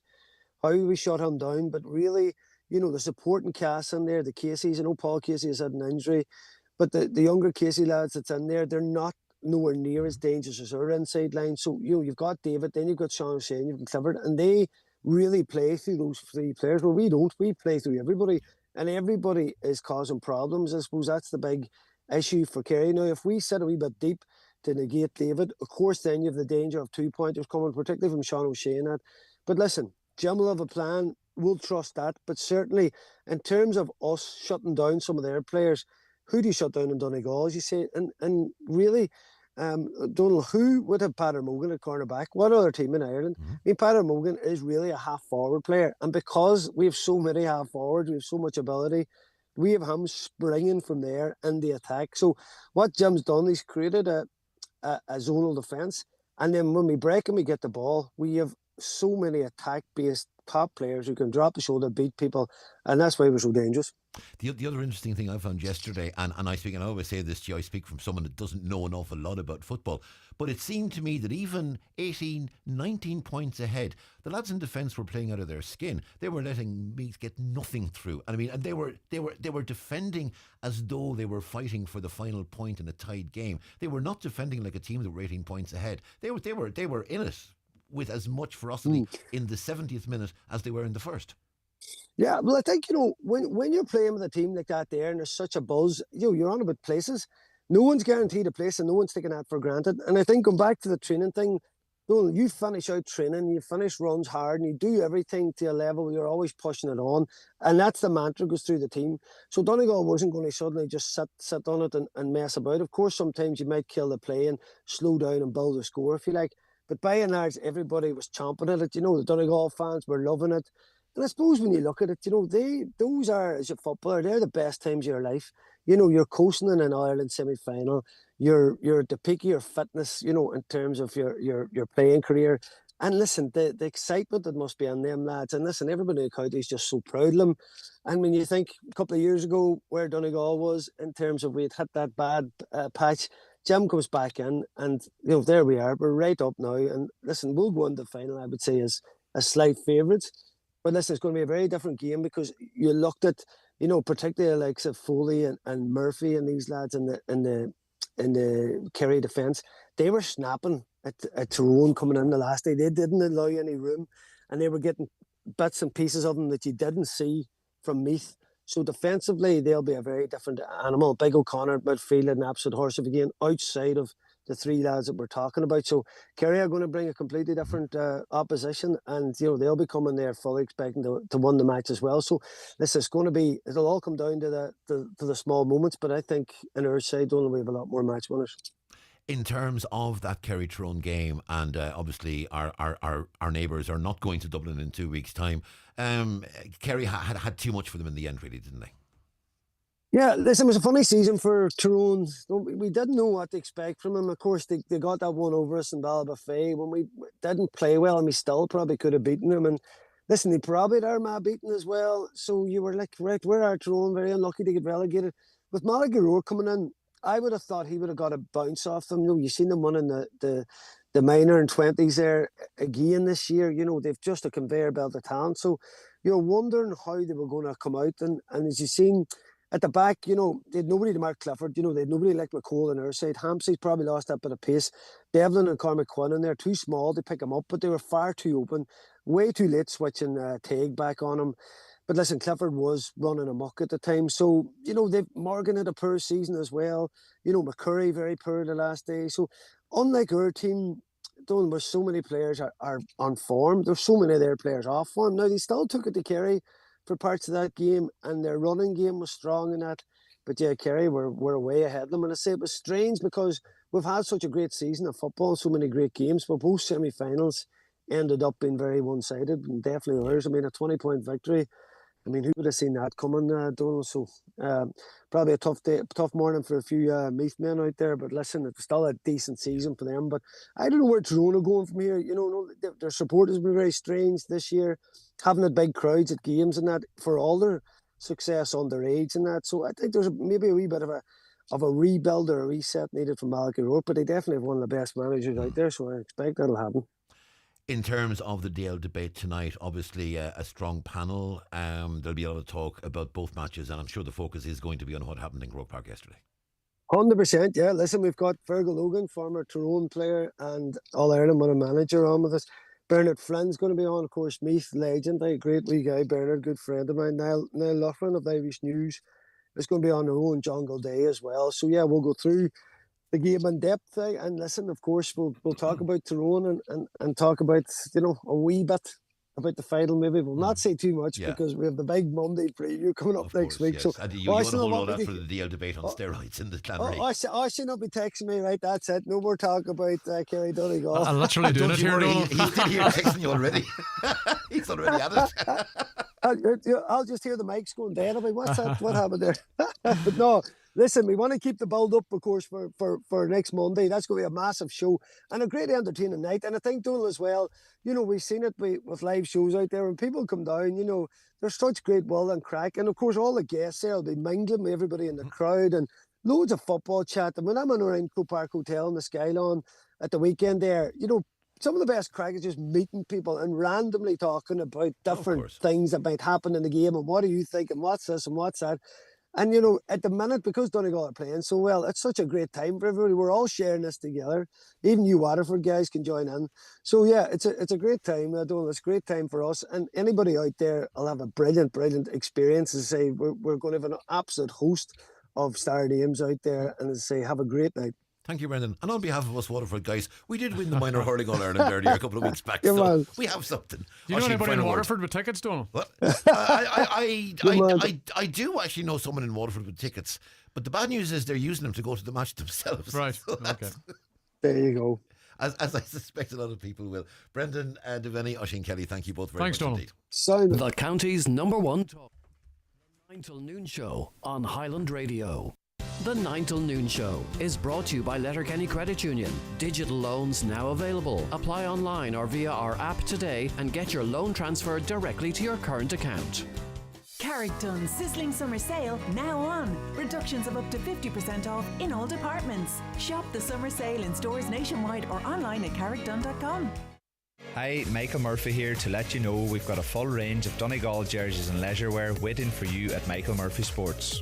Whether you're looking to gear up for games or just show your support, we've got you covered. Free next day delivery on orders over €85 at michaelmurphysports.ie.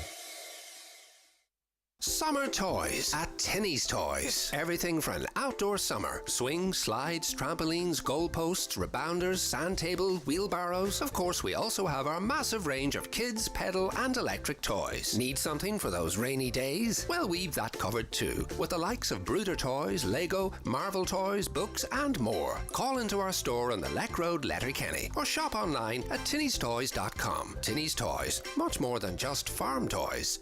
Dan Boy. We're serving up summer at Dunnes Stores and it's barbecue season.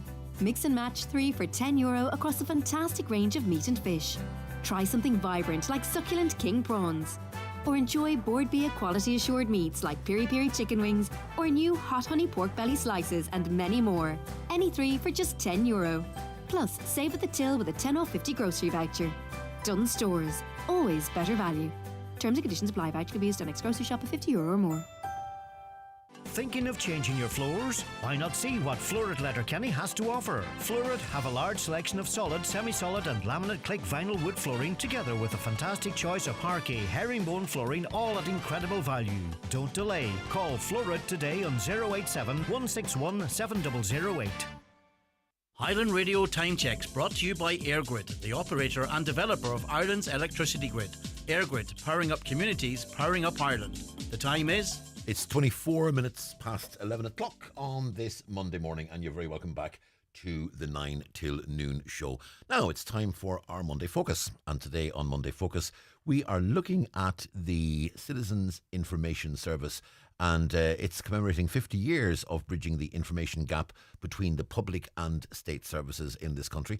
Delighted to say we're joined on Zoom this morning by Sharon Dillon, who is Regional Manager of the North Connacht and Ulster Citizens Information Service.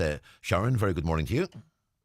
Good morning, Greg. Thank you for the invitation. Yeah, Come actually, Greg's off on a break. This is Donal speaking. Just to, oh, that's grand. I've been called worse, believe me. It's the Citizens Information Network. It's a very important one. Those of us of a certain age will remember that you would have reacted with the Citizens Information Service in libraries or in public buildings, and it was a face-to-face service. Now I suspect an awful lot of it is done online, but the core raison d'etre of citizens' advice is still the same. People have questions about services, about what's available, what rights they have. You're the people they go to. That's right, Donal, and it's actually just as a wee reminder, it's actually citizens' information, not citizens' advice. Oh, sorry. It used to be the CAB, wasn't the Citizens Advice Bureau? Or is that the UK? Am I getting confused? The Citizens Advice Bureau would be in Britain. Oh, that's the UK. Sorry, I have sort of that's what I have. Sorry, it's the Citizens Information Yeah. Yeah. So yeah, and yes. So you're right. That's where people would go in circumstances where they need clarity in terms of their rights and entitlements, what information is available, and I like to think that we have it all and that we're able to assist, and we assist in terms of everyone from the cradle to the grave and everything in between that. So we cover a broad spectrum of issues. I often sort of think that it's everything but the kitchen sink, and in some cases it is the kitchen sink. But predominantly, we would assist people in relation to their rights and entitlements, in relation to social welfare, employment, housing, health-related issues, consumer-related issues, and everything else. Yes, so it's a broad spectrum of queries and issues that we would assist individuals with. But when you say we move, the issue that you mentioned moving into the online space and remotely, we're very much focused on assisting people at the coal face. Yeah. And our priority is face-to-face services. And that's like over 60% of people we engage with is on a face-to-face basis, either by drop-in to our centres or by appointment. Yeah. And there are a number of centres in Donegal, in the public services centres, the council buildings, for instance. There's a few across the county, yeah. That's right. We're in Carndonagh. We're in Milford Public Service Centre, so Carndonagh Service Centre, Milford Public Service Centre, Letterkenny Public Service Centre, Dunlow Public Service Centre, and Donegal Town Public Service Centre. So we've got a good reach across the county.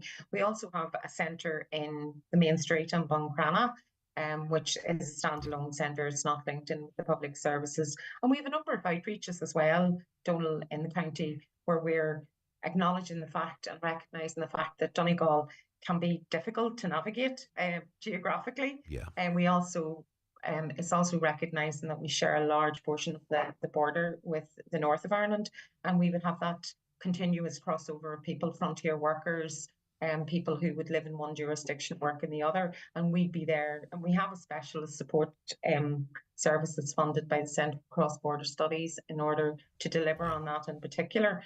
And it's very diverse. You know, we have a very diverse base of people accessing our services. And I suppose we're unique in the circumstances that the majority of our region would interface with the border with the north.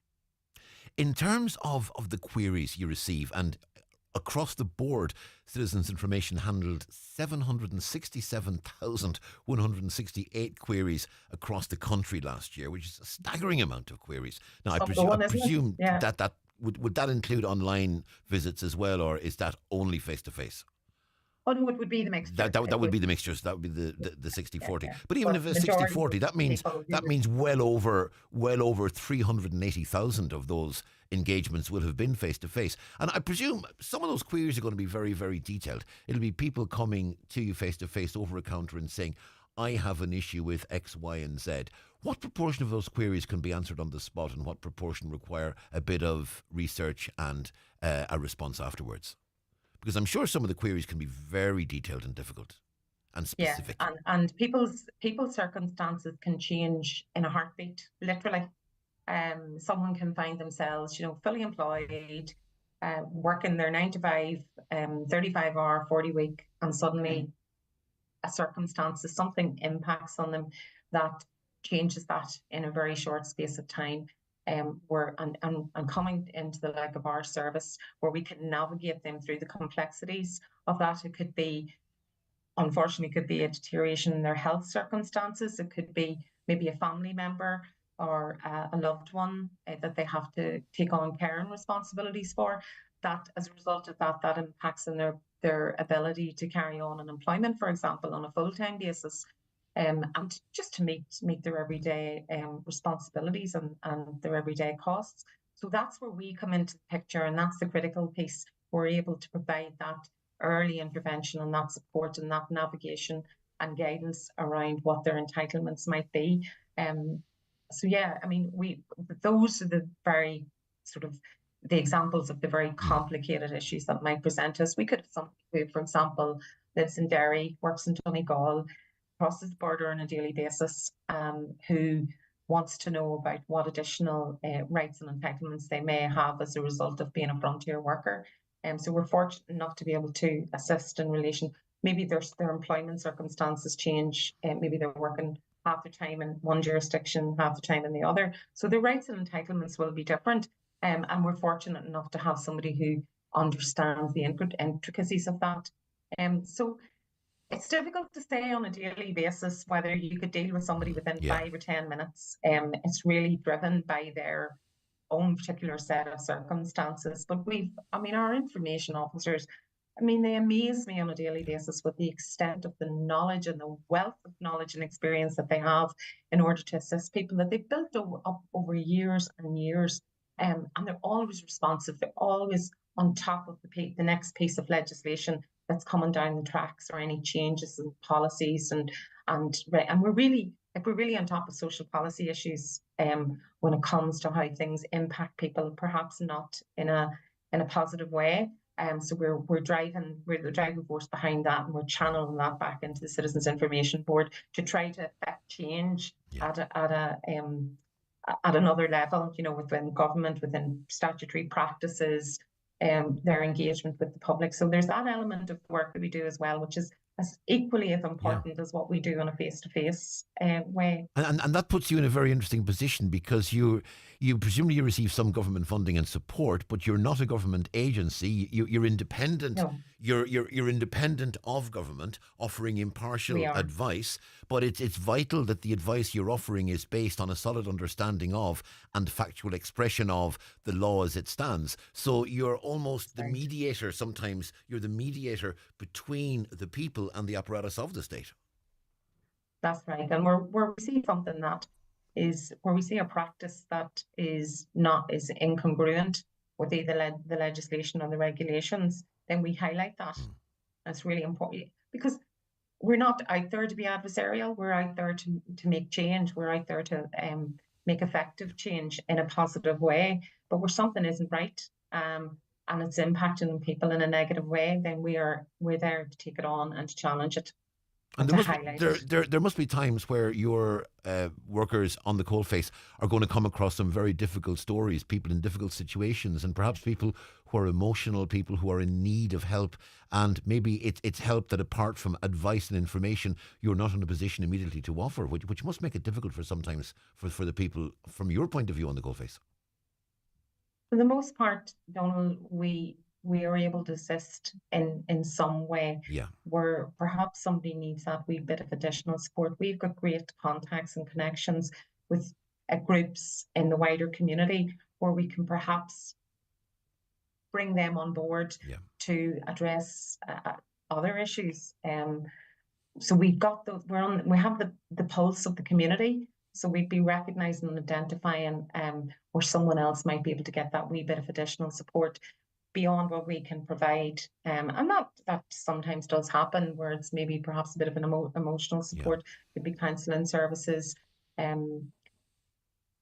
Perhaps if there's been a bereavement or something, where somebody's circumstances have changed in that regard. So we're fortunate enough to have those connections and those links into the local communities, because we're very much part of the community. We're not standalone in any respect. We're very much out there and interfacing and engaging with other groups and other organisations, both locally and regionally and right across the country. And again, in terms of where we're at in North Connacht and Ulster, our counterparts in the north.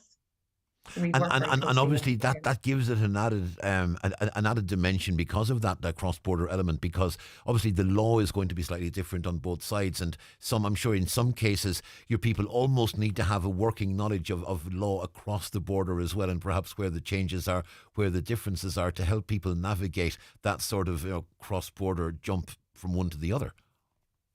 And we're very fortunate that we have those linkages, and we work very closely with the Centre for Cross-Border Cooperation, who actually fund currently a post in our. It's quite unique in that sense. We would like to see it taken on board and funded in a mainstream, because we have thousands of people who are crossing back and forth over the border. And yes, we're fortunate that we have great connections with the advice network in the north. Our colleagues who work there, we can refer case queries on to them if needs be, and certainly they'll be referring back and forth to us. And we do have that specialist post as it stands. We'll have it for another 5 months anyway, but hopefully beyond that as well, because those issues are presenting as very complex.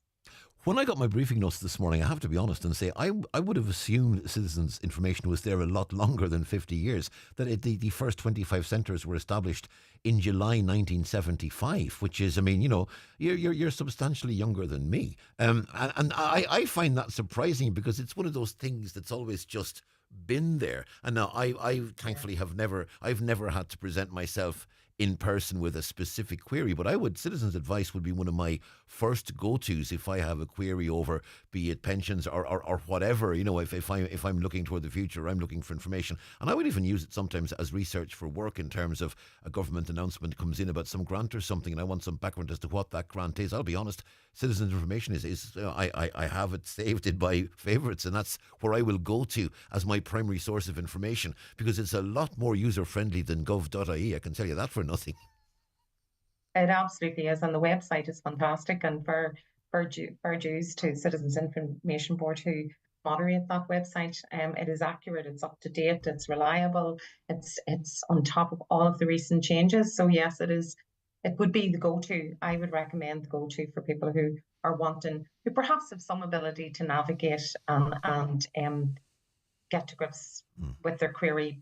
But for those, and it's really interesting, the people, the backgrounds they come from when they access our services, and they might have 5 or 6 degrees behind them and a PhD, but they still need that wee bit of help from us. I remember actually personally dealing with a lady when I was assisting on the front desk in one of our centres, and she had a wealth of educational background, but there was just one wee thing that she wasn't sure about, and while she had been on the website, she just felt that she needed that face-to-face, in-person guidance, and she got it. And we were delighted to be able to, and that's the wonderful thing about it. It's such a privilege to be able to support and assist people through the, I suppose, from, as I say, from the cradle to the grave on everything that they are challenged with in terms, or encounter as they journey through life. And it is a privilege to be part of that journey for some people. Yeah. Sharon Dillon, Regional Manager, North Connaught and Ulster Citizens Information Service. 50th anniversary this year, still going strong. Nationally, in excess of 767,000 queries processed last year.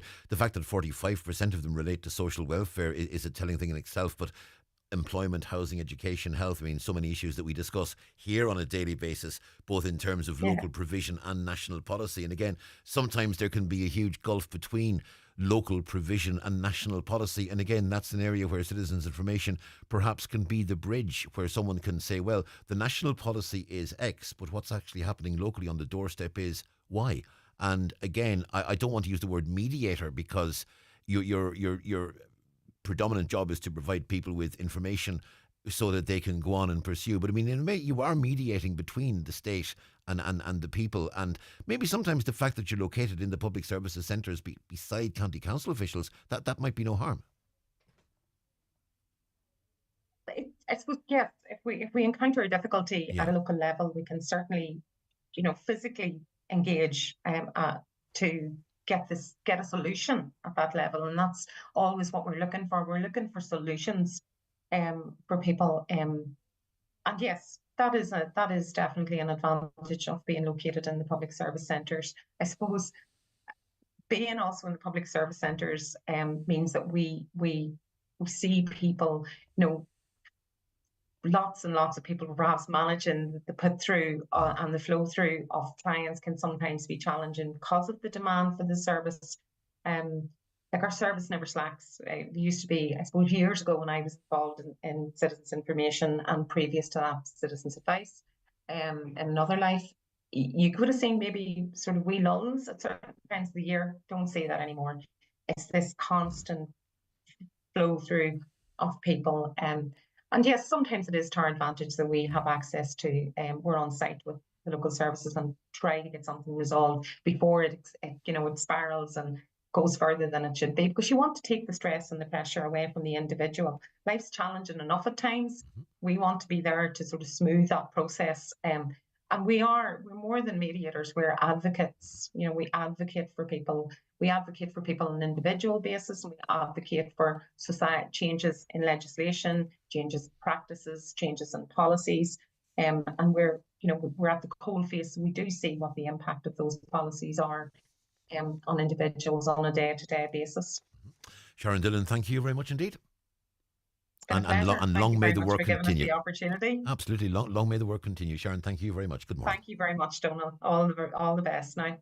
Watch the show live now on YouTube, Facebook and at highlandradio.com. The 9 till noon show is brought to you by Letterkenny Credit Union, with monster loans available up to €60,000 for all occasions. Visit letterkennycu.ie. If you're aged 59 to 70, we will invite you for a free HSE bowel screening home test. Screening can help find signs of bowel cancer early, before any symptoms show, making it easier to treat. Monster Bingo every Tuesday night at Mulroy Woods Hotel. €3,300 must go with €1,000 on the last page. Doors open 7:30. Bingo starts at 8:30. That's Monster Bingo this and every Tuesday night at Mulroy Woods Hotel, Milford. Ready to transform your smile? Discover the magic of Blue Poppy Dental in Letterkenny and Donegal town. With implantologists, surgical and cosmetic dentists, orthodontists and an endodontist all under one roof, we've got all your dental needs covered. Starting your journey is easy. Call us on 074 91 20355 or book your appointment online anytime through our user-friendly patient portal at bluepoppydental.com. Blue Poppy Dental and Orthodontics, where smiles shine brighter. My Future Fund, the new auto-enrollment retirement savings scheme, is coming. You pay in, your employer pays in, and the state tops it up. It all adds up to a great way to save for your future and something to look forward to. For more information, visit gov.ie/auto-enrollment. Brought to you by the Government of Ireland.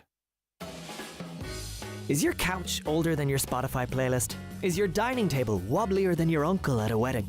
If so, it's time for an upgrade at Grow Furnishings, Kiltoy Road, Letterkenny, the largest furniture store in the Northwest. From stylish sofas to elegant beds, from floor covering to occasional pieces, we've got you covered. And we offer free delivery within 80 kilometres. Grow Furnishings. Seriously good furniture. Don't delay when you get your bowel screening invitation. Call us today on 1800 45 45 55 or visit bowelscreen.ie. From the HSE. The 9 till noon show with Letterkenny Credit Union, now offering mortgages from €40,000 to €600,000 with no hidden fees or transaction charges. Letterkenny Credit Union, 9102127. Foster carers are urgently needed in Donegal. If you have space in your heart and home, you could change a child's life. Contact Orchard Fostering today on 074 9706 109 or visit orchardfostering.ie, because every child deserves a safe and loving home.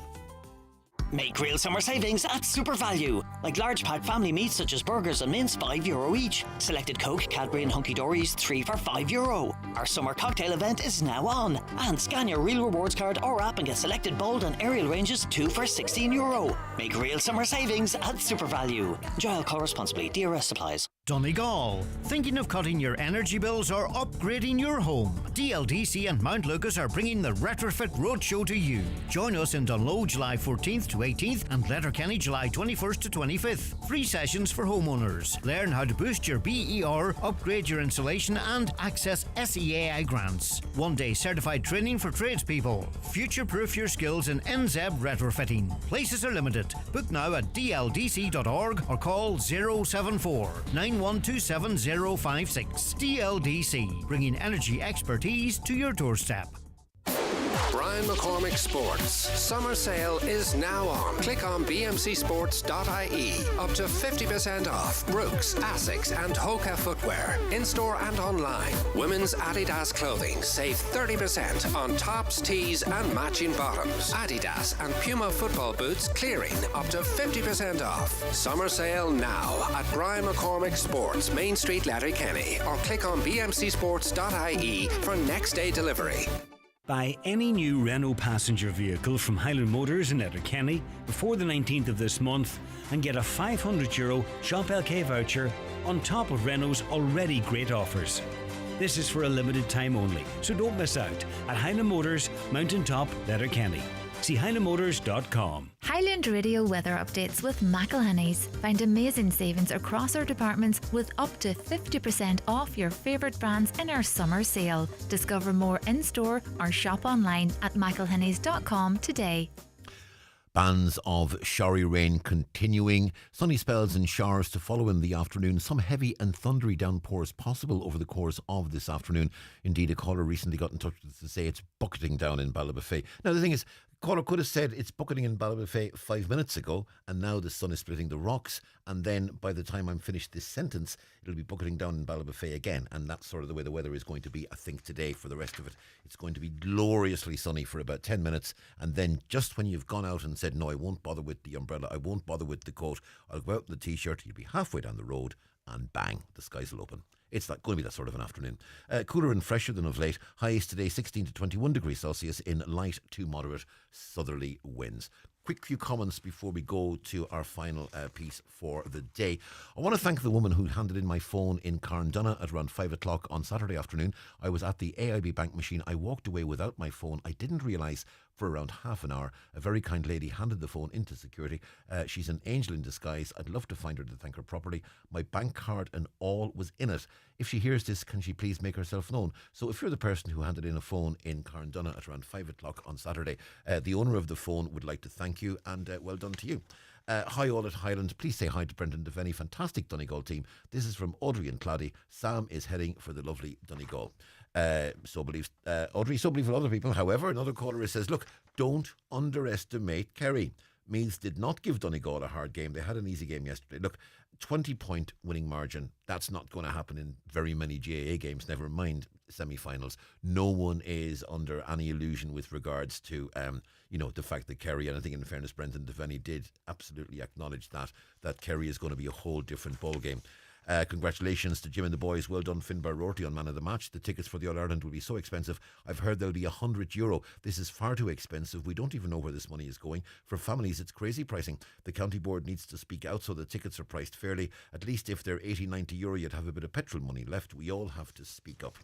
Now, there was also another big match at the weekend if you're a Chelsea fan, because Chelsea are the world club champions. So Chelsea are describing themselves at the moment as the best club in the world. Congratulations to Donegal and Chelsea Football Club on their wonderful result, and a big shout out to Liam Delap, who has Donegal relatives. Indeed he does, and well done to all the Delaps. This comes from a Chelsea fan, and Chelsea, well done on becoming the world club champions now. Okay, it is time to go to Zoom because we have a very interesting conversation. The Donegal Intercultural Platform is hosting the Irish Refugee Council this week, a host of events starting today in Ballybofey. It ends on Friday, events all over Donegal, and the idea is to answer your questions and to brief people on their rights and so on and so forth. Joined on the line, on Zoom, by Sebusio Shuma, who is a member of the Donegal Intercultural Platforms team, and also by Franco Boyle, manager of the Information and Advocacy Service of the Irish Refugee Council. Sebusio and Frank, you're both very welcome indeed this morning. Thanks very much for having us. Yeah, absolute pleasure. Sebusio, I want to go to you first, and I do apologise if I'm butchering your name. Do please forgive me. But Sebusio, in terms of this hosting of the IRC, how important an event is this for Donegal Intercultural Platform? Oh, I think Sebusio has frozen. Oh, no, she's not. No, she's back. Sebusio, how important an event is this for the Intercultural Platform? Hi, Greg. I hope you can hear me now. We can indeed. Yes, we can indeed. Connection is not so good. No, it's fine. Yeah, we can hear you. we're already out in Ballybofey, and the network is not so good, but I hope that I'm going to be able to pass the message across. So this is a really important collaboration that we're having with IRC, because we have so much questions that people have, and we try to answer as much as we can. But when we've collaborated with this organization, we feel that we are going to cover a lot because IRC has been here longer than we have. And we have other resources that include the resources that we cannot offer here in other departments. So this is really important to us because we'll have people's questions answered by experts in different departments. And Frank, going to yourself, it's important that this happens because there are so many questions. And as well as the questions, there is so much misinformation. And it's really important, I'm sure, from your point of view, to draw that distinction between the misinformation and the actual information and make sure that everybody is at least dealing with facts. Yes, and thanks very much for having us on. Just in relation to the importance of this, we're very grateful to the Donegal Intercultural Platform for inviting us. I would say this is probably part of a wider strategy of the Irish Refugee Council. One, to help partners such as the Intercultural Platform, and then two, serve our mandate to support international protection applicants all around Ireland. We are seeing in communities that there is a lot of misinformation. There's a lot of I think there's demand or eagerness to speak with the likes of the Irish Refugee Council. I think we have a lot of experience and expertise that we can share with people, and it is hoped that we might have some impact in that regard in our visit. In terms of misinformation, we've all heard the claims, oh, they're all getting free cars, they're all getting free houses, they don't need to have a driver's license, they can drive without insurance. You get all sorts of claims made about what refugees can do, and sometimes it's specific to certain nationalities. And some people sort of say this as though they're truths. And how much of a difficulty is it for you to actually cut through that and try and actually put facts on the table? It can be quite challenging. I think as a small organisation, we're about 30 plus people. We rely on partners like the Donegal Intercultural Platform, local authority integration teams, other local development companies to host us and to bring us into communities to help us reach those local networks. So it is a challenge, but it just requires that local level work, and that's something we're trying to do. We're trying to ramp up this year. And Sebusio, going back to you from the point of view of working with the Donegal Intercultural Platform on a day-to-day basis, how much demand is there in Donegal across the county for proper advice, for proper help from the IRC? Oh, there is a lot. In my role as in Pathway to Inclusion support role, I deal with about 30 direct provision centers, and sometimes it's so difficult to cover them all at once. For instance, there's been a lot of issues around deportation.